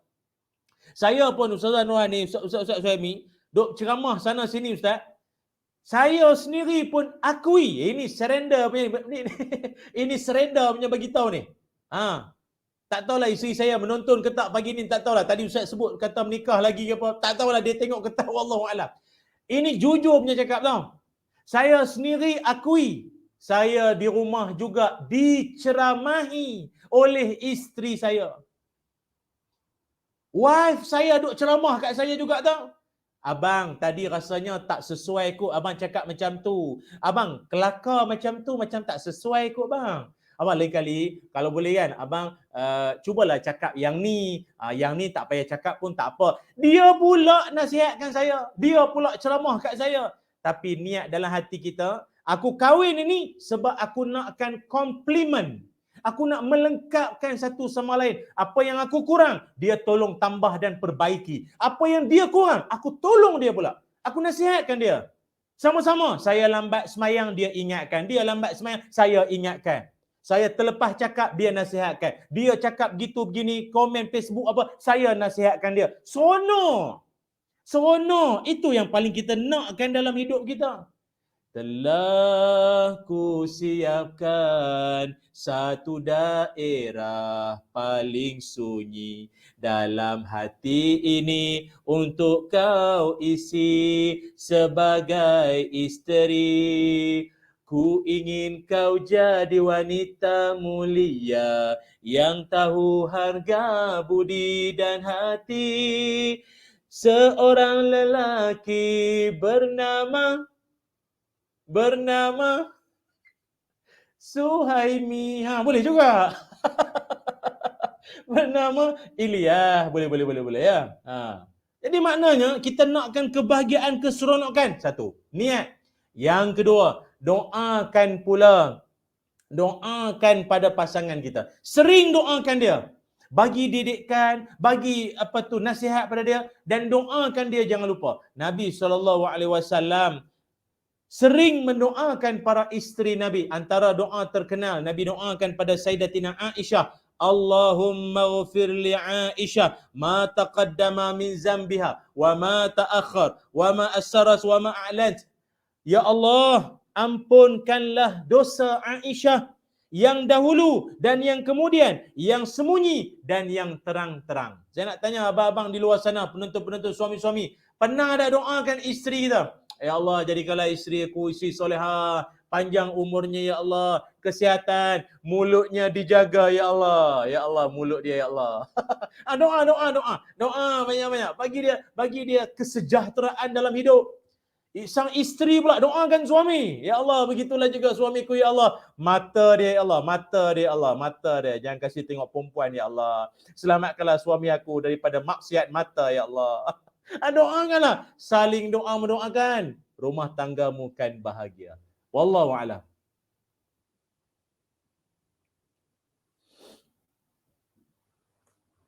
Kan saya sendiri kadang terlupa manusia Ustaz, biasalah terlupa, tapi itulah sebenarnya kunci utama kan, kita lupa doa untuk suami kita. Suami kadang-kadang pun sibuk ada lupa doa isteri kan, itu tips yang sangat best, sangat berguna. Kita boleh praktis dalam kehidupan harian kita. Itu orang kata sesimpel-simpel cara untuk kita minta Allah jaga samara tadi, sakinah, mawaddah dan rahmat, insya-Allah. Terima kasih Ustaz Ilyas. Seterusnya, masa terlalu mencuri kita nampaknya 11.35, kita hanya ada 30 minit. InsyaAllah kita terus hangatkan lagi ya Ustaz Ustaz Suhaimi. Ngomong Jawa ni tak reti sangat. Saya ni skipping, tak pandai speaking Jawa. Jawa talam dua muka Ustaz. Kalau orang umpat saya faham Ustaz. Okey Ustaz di era moden ni, kat zaman pandemik ni lagi, saya melihatkan di dada-dada akhbar banyak terlalu kes perceraian meningkat di atas faktor ekonomi dan sebagainya. Kadang ada juga kes-kes yang bercerai atas sebab yang kata yang tidak terlalu munasabah, kata mula kahwin usap kepala setiap malam Ustaz. 2 tahun kahwin kena ajar bang, lurus tangan bang, atas kepala bang, usap. Kan? Kadang dah 2 tahun bang sakit bang. Bau minyak angin hilang kan. Dia jadi macam makin lama kita jadi makin suram, dan kadang-kala sedikit kegusaran berlaku kan, sedikit aku talakkan kau 1, 2, 3, 4 kan, begitu mudah dilafazkan perkataan talak itu sehingga kan ia menjadi satu orang kata benda yang senang untuk dilafazkan oleh seorang suami. Jadi Ustaz, pengalaman Ustaz, banyak Ustaz saya dulu pernah latih di Mahkamah Syariah Kelang, saya fobia Ustaz, hari-hari ada permohonan cerai. Saya kata pegawai suluh cakap kat saya, Hanis, hidup kena teruskan, life must go on. Okay, so saya go on, insyaAllah hidup awak, hidup orang lain berbeza. InsyaAllah kita cuba kita kupas daripada ustaz suami yang banyak pengalaman tentang cerai, nikah ni kan, untuk bercerita sedikit kat kita tentang orang kata tentang isu-isu semasa atau apa yang berlaku, ataupun apa-apa tips yang boleh kita sama-sama praktiskan dalam kehidupan rumah tangga, insyaAllah Ustaz. Silakan Ustaz. Bismillahirrahmanirrahim. Terima kasih kepada Ustazah Nurul Hanis, moderator, sahabat panel Ustaz Muhammad Ilyas. Terima kasih di atas curahan ilmu yang sangat luar biasa ya. Mudah-mudahan juga menjadi panduan pada kita insya-Allah.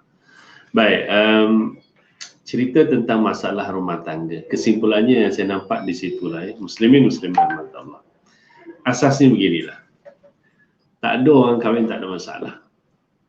Yang belum kahwin pun ada masalah.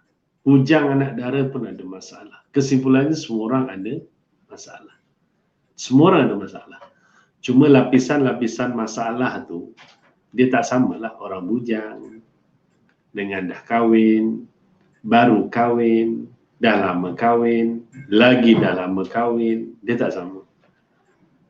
Belum ada anak, masalah lain. Anak seorang, masalah lain. Anak 3 orang, ada masalah lain. Mudah cakap, 3 anak, 3 perangai. Campur isteri, 4 perangai. Campur suami, 5 perangai. Itulah masalah rumah tangga. Dan masalah tidak akan selesai sehingga kaki kanan kita atau kita sampai ke syurga Allah Subhanahu wa taala. Dia tak akan selesai. Sebab itu dalam sejarah sendiri pun telah mencatatkan bahawa manusia pertama yang diciptakan, Nabi Adam AS, tatkala hidup dekat syurga pun dia merasai ada sedikit masalah, hidup sendiri-sendiri. Allah, hidup tempat syurga, duduk sendiri-sendiri. Ada masalah dalam. Tapi Allah Maha mengetahui, Allah innallaha samiul alim. Allah tu sangat mengetahui. Lalu diciptakan Hawa ya, ciptakan Hawa daripada tulang rusuk sebelah kiri yang paling bengkok. Bila dah hidup dengan Hawa, ada isteri, seronoklah kan. Ada isteri ni seronok, betul ya? Semua orang akan merasakan secara normalnya seronok dapat suami, seronok dapat isteri. Gembira lah maksudnya. Bila sah nikahnya, aku nikahkan kau dengan sebulan binti sebulan dengan mas kemiskian. Dia pun aku kata paling kurang aku terima nikahnya. Dah cukup sah dah tu dah. Maka juri kata sah, saksi kata sah, alhamdulillah. Automatik dia pun bergembira. Sebab tu tak mustahil ada orang-orang yang menitiskan air mata kerana kegembiraan. Ni depan mata. Pengantin lelaki menitiskan air mata, perempuan menitiskan air mata, ibu ayah menitiskan air mata, dan kita lihat kadang-kadang bukan disengajakan. Kerana menitiskan air mati kegembiraan, ya, dapat suami, dapat isteri. Sebab itu kita dianjurkan sujud syukur kepada Allah. Allahu Akbar, sujud syukur, kita puji Allah SWT kerana kita diberikan nikmat. Tetapi bila dikatakan masalah rumah tangga, dia akan berlaku dan terus akan berlaku. Cuma tinggal lagi bagaimana kita bijak tak bijak mengatasi masalah rumah tangga tersebut. Tak ada orang kahwin tak ada masalah ya. Tak ada orang kahwin tak ada masalah. Dan yang menonton pada pagi ini secara program ni, saya ucapkan setinggi-tinggi tahniah Ramai yang menonton. Saya tengok tadi lebih kurang dekat 100 jugalah. Ramai, alhamdulillah. Yang online. Saya ucapkan tahniah. Tahniah pada Jaiz, tahniah kepada panel kerana dapat mengumpaskan baik. Bukan saya lah, saya Ilyas. Saya yakin kita yang tengah online ni pun ada di antara kita tengah menghadapi masalah. Saya yakin sangat. Betul saya Ilyas ya? Saya yakin betul. Sebab kadang-kadang bila kita cerita perkara macam ni, kita habis program, ada orang tunggu kat luar. Ada orang tunggu kat kereta. Ada orang minta nombor telefon kita. Ustaz, saya nak minta nasihat. Ada masalah rumah tangga. Okey, fine, tak ada masalah. Saya pernah kuliah di satu masjid Ustaz Ilyas. Kuliah, fiqh munakahat. Kuliah antara maghrib isyak. Lajak sikit, sekitar kata 7.30 mula. Isyak, lajak 5 minit. Dalam 40 minit. Kemudian jumpa dekat orang, jumpa ada klien kata Ustaz nak jumpa Ustaz kat luar boleh. Boleh, tak ada masalah. Dia pun berjalan sampai kat kereta dia. Ustaz Ilyas, saya bersembang dengan dengar cerita masalah rumah tangga dia 1.5 jam lebih kurang. Lebih lama waktu kuliah saya daripada di masjid dengan bersembang dengan dia tentang masalah rumah tangga. Itu semua orang ada masalah. Nabi Adam dengan masalah dia, dengan apabila terpisah dengan Hawa, Nabi Nuh alaihissalam anak isteri buat perangai. Kita jangan lupa yang itu. Ya, Nabi Nuh kan, kisah bahtera dia kan. Semua orang ada masalah. Nabi kita Muhammad sallallahu alaihi wasallam dengan isteri-isteri baginda semua ada masalah. Sampai peringkat Aisyah pernah dalam satu kisah hadis Ifki kan, cerita tentang masalah Aisyah pernah dituduh ada skandal dengan Safwan al-Mu'attal. Sampai Nabi tertekan. Baca dalam sirah. Jadi itu semua adalah fitrah apabila kita hidup menghadapi dengan masalah. Saya pun ya, kalau Ustaz Ilyas tadi, isteri bagi komen dekat rumah, kita terima. Satu komen yang baik, kita terima. Tak ada masalah. Sebab manusia tidak terlepas daripada kekurangan. Orang komen, kita terima. Dan kita terima kasih. Kalau komen itu komenan yang baik dan membina, kita terima kasih. Penambahan yang baik, kita ucap terima kasih. Saya sendiri, senang kata, kongsi nak cerita. Orang kata dah lama kongsi isu-isu rumah tangga ni. Ialah tolak bagi campur masuk Jaiz tahun 2001. Berapa belas tahun dah dalam hal-hal kekeluargaan ni dengan rakan-rakan kami yang lebih ramai, lebih lama dah. Kita duduk sembang-sembang, saya teringat saya Ilyas selalu saya ceritakan ni. Ada klien tu, dia dah sampai biasa dengan kita. Dia tak nak jumpa orang lain, nak jumpa kita, sembang. Sampai pernah dia tanya, Ustaz nak tanya lah, Ustaz memang kerja nasihatkan orang ke? Saya kata dia antara kerja saya, bukanlah kerja utama. Dia antara kerja banyak lagi yang kita nak urus. Dia lah, tapi nasihat, ini sebagai kerja. Mana Ustaz memang nasihatkan orang lah. Iya begitulah lebih kurangnya. Ya kan? Nak tanyalah, Ustaz sendiri pernah tak ada masalah dengan isteri, dengan keluarga ke sebagainya? Saya jawab simple. Semua orang ada masalah. Termasuklah saya pun ada masalah. Kalau masalah isteri dengan anak pun ada masalah. Oh, maknanya Ustaz pun bermasalah lah. Saya kata iyalah. Oh, apa masalah Ustaz? Dia sibuk belah dengan masalah. Allahu Akbar. Kita kata tak apalah, insyaAllah masalah yang ada kita akan selesaikan dengan baik. Tapi keywordnya, dia tanya kita. Dan kita kena akui kita pun ada masalah. Kan? Cuma tinggal lagi bagaimana kebijaksanaan kita untuk menghadapi masalah. Bukan lari daripada masalah. Orang yang lari daripada masalah, orang yang tidak bijak sebenarnya. Masalah tidak akan selesai begitu saja.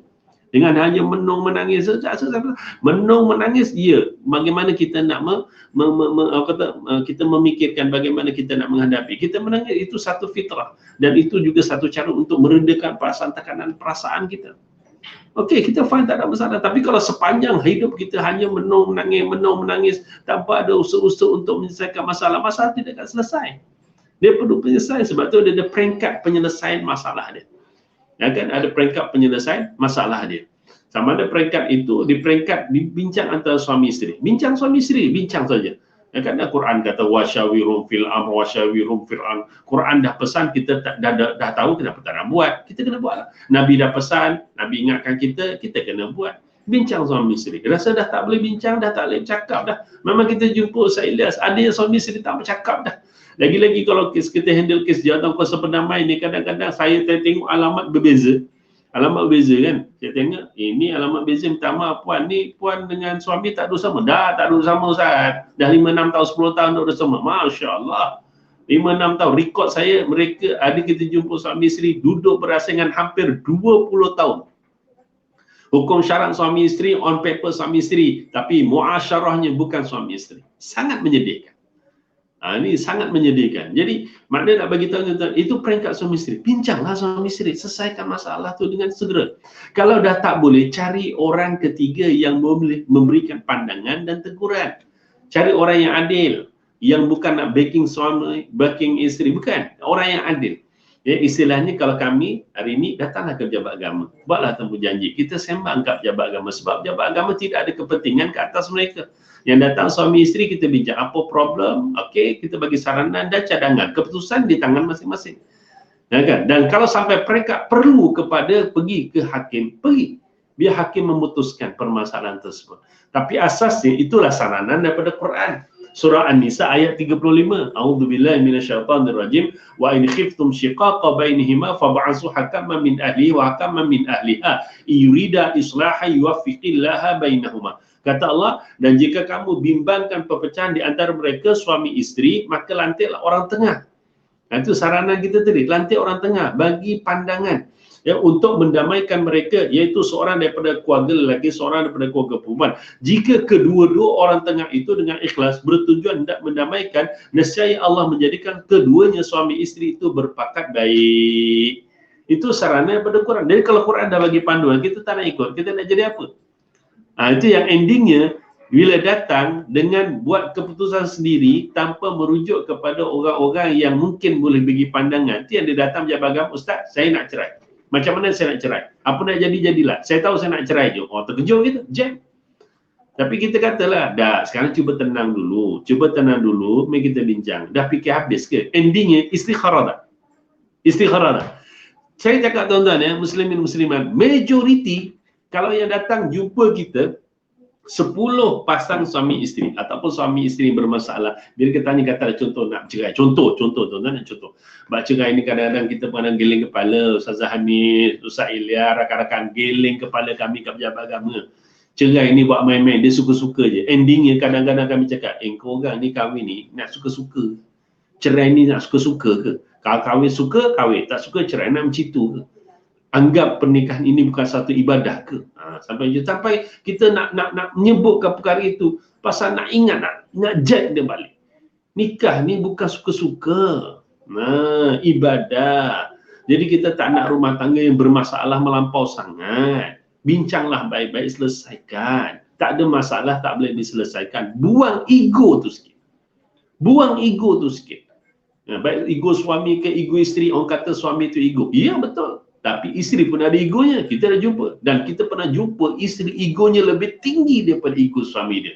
Lagi kalau kau sampai peringkat perempuan itu ada kedudukan, pangkat yang lebih, harta yang lebih, kadang-kadang dia lupa sangat. Sebab tu saya dah ingatkan tadi, harta, pangkat, nak kahwin dengan perempuan silakan, tak ada masalah. Tapi pilih agama, insyaAllah.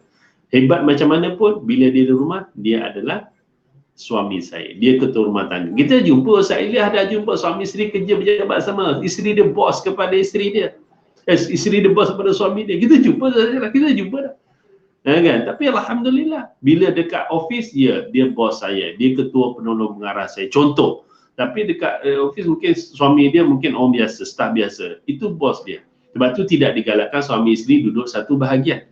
Satu jabatan okey, satu bahagian jangan, kena boleh asing sebab dia akan ada konflik interest sikit kat situ, ada masalah sikit nanti, jangan. Kita tak galakkan, biar asing. Tapi kalau dia tak akan duduk sama, maknanya itu di office, dekat rumah, kena ingat awak tu isteri ni macam mana pun kena ingat suami adalah ketua rumah tangga, hormat kat situ. Tapi kita pernah jumpa yang sebalik, itu sangat menyedihkan. Ya, jadi kita nak balik kepada perbincangan tadi, kita jelaskan. Maknanya, okey, duduk, kita bincang, kita nak selesaikan dengan baik, dan kalau boleh selesaikan, jangan sampai berlaku perpisahan. Sebab cerai ni kadang-kadang geling-geling kita, Ustaz, saya sebutkan tadi kan. Ada yang kahwin, pengalaman kami kat jabatan lah, tuan-tuan. Ni, saya selalu sebut ni, pasal kita jumpa, kita urus. Ya, saya sebut tadi, perkongsian ilmu dengan pengalaman. Nikah hari Jumaat, Sabtu Ahad kenduri kahwin, Isnin bergaduh, Selasa isterinya ditaklek cerai. Berapa hari? 5 dino ni. Cuma nikahan, Sabtu Ahad kenduri kahwin, Senin bersegaduhan, Selasa isteri ni mesti taklek cerai. Mak bapaknya stres ni. Ini kesannya sangat panjang sebab saya handle kes ni. Memang segar dalam ingatan saya. Mak bapak dia stres. Bapak dia stres. Bapak dia stress Ustaz Ilyas. Saya berkata, mula saya tak tahu kan, ringkasnya. Mula saya tak tahu. Tapi bila kawan saya bawa jumpa, dia kata, Ustaz ni gini, saya pun tanya. Lepas tu dandan bapak dia kata, okey tuan, apa cerita? Dia kata, Ustaz, ni anak saya ni menantu saya Ustaz. Baru kahwin 3-4 hari Ustaz. Bergaduh Ustaz, ni dah tak boleh cerai ni. Saya pun tak tahulah budak-budak sekarang ni kahwin ingat main-main kau. Bebel. Macam mana ni Ustaz? Dah mati saya. Bapak dia ni marah anak dia ke marah aku? Aku pun termenung. Macam marah aku, tinggi suara dengan aku. Tapi tak apalah, kita faham dia nak meluahkan perasaan. Itu yang kita sangat menyedihkan. Kan? Jadi bila kita tengok pasangan tu dah termenung dah. Ada masalah sampai peringkat jadi macam tu. Itu perkara yang sangat menyedihkan. Kalau bermasalah pun janganlah sampai babitkan dengan orang tua. Kesian orang tua. Mereka mendoakan kita nikah bahagia, menitiskan air mata nak tengok kita bahagia. Tapi inilah balasan anak-anak yang kadang-kadang kita tengok menyedihkan. Kita tak ada macam itu. Pernah kita jumpa tuan-tuan muslimin muslimat, itu satu bab. Yang satu bab tu baru kahwin, muda lagi. Ini dalam sesi JKP, Jawatan Kuasa Berdamai. Kita sampai pelik tuan-tuan. Saya tanya dengan isteri dia, kan, Cik Puan sebagai pelentif nak mohon cerai. Ya, boleh saya tahu tak kenapa nak mohon cerai? Kan? Dia pun cakap lah gini. Lepas tu saya tanya, okey tuan, sebagai seorang suami, tolong jelaskan keadaan seperti mana dakwah ni isteri. Lepas tu dia kata, gini. Lepas tu saya tanya, ni masa bincang tu boleh gelak-gelak lagi. Saya kata, ni nak cerai ke? Apa ni boleh gelak-gelak? Tak tahulah Ustaz, bini saya nak minta cerai, kau suka hati dia lah. Entah gelak-gelak. Saya kata, la ilaha illallah. Nikah boleh buat main-main, cerai kau buat main-main. Saya pun pelik. Habis kau ni nak cerai ni, betul-betul ke? Tak tahulah, saya ikut dia lah. Kalau dia nak cerai, cerai lah. La haula wa la quwata illa billah. Ni hari ni tuan-tuan, sangat menyedihkan. Kan? Jadi sebagai kesimpulan, masa tak panjang kan, saya sekadar nak berkongsi beginilah. Bila kita ada masalah, satu, kita kena sedar yang kita ni ada masalah. Kita ni ada masalah. Kadang-kadang kita tak sedar tapi orang nampak kita bermasalah kan. Baik, kita sedar, kita terima, kita ada masalah. Yang kedua, bertenanglah. Bertenanglah dan teruslah mengadu pada Allah Ta'ala. Mengadu pada Allah Ta'ala. Ya, mengadu. Apa-apa hal mengadu. Macam tadi kan soal istikharah tadi, saya minta maaf, saya terskip. Yang ke 10 orang dan yang datang jumpa kita tuan-tuan, kalau 10 orang ni, belum tentu seorang pun bila kita tanya, ada istikharah tak? 20 orang, belum tentu. Tapi kalau kata 30 orang, 40 orang, boleh jadi. Adalah 1-2 orang, dah saya dah istikharah Ustaz, dah ada dah. Ada buat. Memang hati saya berat untuk bercerai. Contoh dia kata gitu kan. Ada. Tapi yang lain, tak ada. Seolah-olah keputusan dia tu lebih baik. Sedangkan Allah Ta'ala kan antal muqaddimu, antal muakhiru. Allah tahu cerita kita masa depan tuan-tuan. Jadi apakah apakah usaha untuk bercerai itu yang terbaik buat kita? Ya, kena fikir panjang sikit. Lagi-lagi kalau ada anak, fikir anak. Dan saya nasihatkan selalu dengan klien, fikir panjang sikit kalau ada anak. Dan tak salah kalau kita berkorban sedikit sikap ego kita ni untuk kebaikan keluarga, terutama anak-anak. Baik, saya balik tadi. Ada masalah, kita tenang. Mengadulah pada Allah. Bangunlah. Bangun malam, munajat. Kan Imam Syafi'i kata, bila kita sujud, kita tahajud, kita sujud tu sebenarnya itulah waktu yang paling kita dekat dengan Allah. Kita solat, kita sujud, kita itu paling itu mengadulah dengan Allah. Ya Allah, suami saya ni, ya Allah, kenapa dia buat macam ni? Menzalimi saya, menzalimi anak-anak saya, ya Allah, menyebabkan saya menjadi tertekan, anak-anak saya stres, ya Allah, tunjukkan saya, ya Allah, jalan yang terbaik, apa macam mana nak selesaikan masalah, mengadu. Kalau saya yang bersalah, saya bertobat, ya Allah, tunjukkan kesalahan saya, ya Allah, saya bersedia bertobat, ya Allah. Minta tunjuk dulu dengan Allah, mengadu dengan Allah dulu. Kita sarankan sangat. Dan memang ada klien-klien tuan-tuan, nanti saya sebutkan nanti tuan-tuan, ada klien yang kita saran tak nak ikut pun. Kan? Okey, lepas dah fikir dah, kita dah munajat, cuba kita dah bincang suami isteri. Kalau tak boleh, tak apalah. Ayuh, datanglah ke pejabat agama. Mana-mana pejabat agama atau mana-mana pusat yang boleh memberikan pandangan teguran. Silakan. Silakan, dibenarkan dalam Islam. Tak adalah ayat-ayat yang kata tak beranilah Ustaz suami ugut saya mengaibkan. Tak ada. Dalam Islam, Imam Ghazali buka kitab dalam Ihya Ulumuddin menceritakan, membenarkan dalam hal-hal tentu, menceritakan keburukan, keaiban orang itu dibenarkan, termasuklah dalam keadaan hal suami isteri. Boleh si isteri mengadu kepada hakim, ya Arif begini-gini, datang pejabat agama, ya Arif, tuan anak saya, isteri saya begini-begini, tuan suami saya buat macam ni, begini, dia telah menzalimi saya, dia telah melakukan kecurangan, dia telah itu, telah ini, minta pandangan. Boleh tak? Boleh tak, ada masalah. Takkan dia datang jumpa saya, Ustaz minta nasihat Ustaz, suami saya ada masalah ni, menyebabkan rumah tangga kami bermasalah. So apa masalahnya? Masalahnya rahsia lah Ustaz, tak boleh cerita, nanti kan aib suami saya, bengong lah aku yang dengar cerita tuan. Kan? Ada kita jumpa macam. Jadi akhirnya tuan-tuan, bila dia tak ceritakan masalah sebenar, jadi kita tak berikan pandangan yang mungkin tak tak bertepatan. Macam awak sakit, awak pergi klinik, cerita dengan doktor, awak sakit kepala, tapi sebenarnya awak dibagi ubat sakit perut. Sesuai tak? Sesuai. Awak sakit ke perut, tiba-tiba doktor bagi, awak cerita sakit perut, awak sakit perut, tapi sebenarnya doktor saya sakit kepala je sebenarnya. Padahal kepala sakit, doktor bagi ubat sakit kepala. Kan? Kena tak kena? Tak kena. Sama juga. Jadi kita kena ceritakan keadaan-keadaan begitu. Ya? Dan bila diberikan pandangan, berikan cadangan, saranan, jadi kita nilai balik yang mana yang kita boleh buat, berikan keutamaan. Okey, saya nak buat macam ni dulu, saya nak buat macam ni dulu, saya nak buat macam ni, buat. Itu sebagai usaha luaran. Tapi usaha dalaman kita, istajibillahumma du'ana, ud'uni astajib lakum. Kan Allah pesan. Pergantungan kita dengan Allah Ta'ala kena kuat. Ya, kita kena buat. Apa-apa kita buat, kita mengadu pada Allah. Apa-apa kita buat, Allah Ta'ala. Bagi tahu dengan Allah. Mengadu dengan Allah. Kan? Apa yang kita buat, bismillah, tawakal Allah. Minta dengan Allah. Supaya apa yang kita buat itu dalam menyelesaikan masalah yang berlaku dapat diselesaikan bertepatan dengan panduan syara. Dan begitu insya-Allah ya. Jadi itu sebahagian perkara-perkara yang perlu kita lakukan tatkala kita ada masalah. Dan ada soalan, Ustaz, boleh tak saya mengadu atau minta pandangan dengan orang tua? Saya kata silakan, tak ada masalah. Tapi dengan syarat satu, tengok kesihatan orang tua tu dulu. Jangan kita ceritakan masalah rumah tangga kita yang dalam keadaan orang tua kita tak sihat, takut menjadi bebanan pada dia. Saya pernah jumpa orang tua yang menangis. Dia kata apa, saya yang salah Ustaz, saya yang mungkin tak pandai didik anak saya jadi macam rumah tangga. Jangan bebankan orang tua.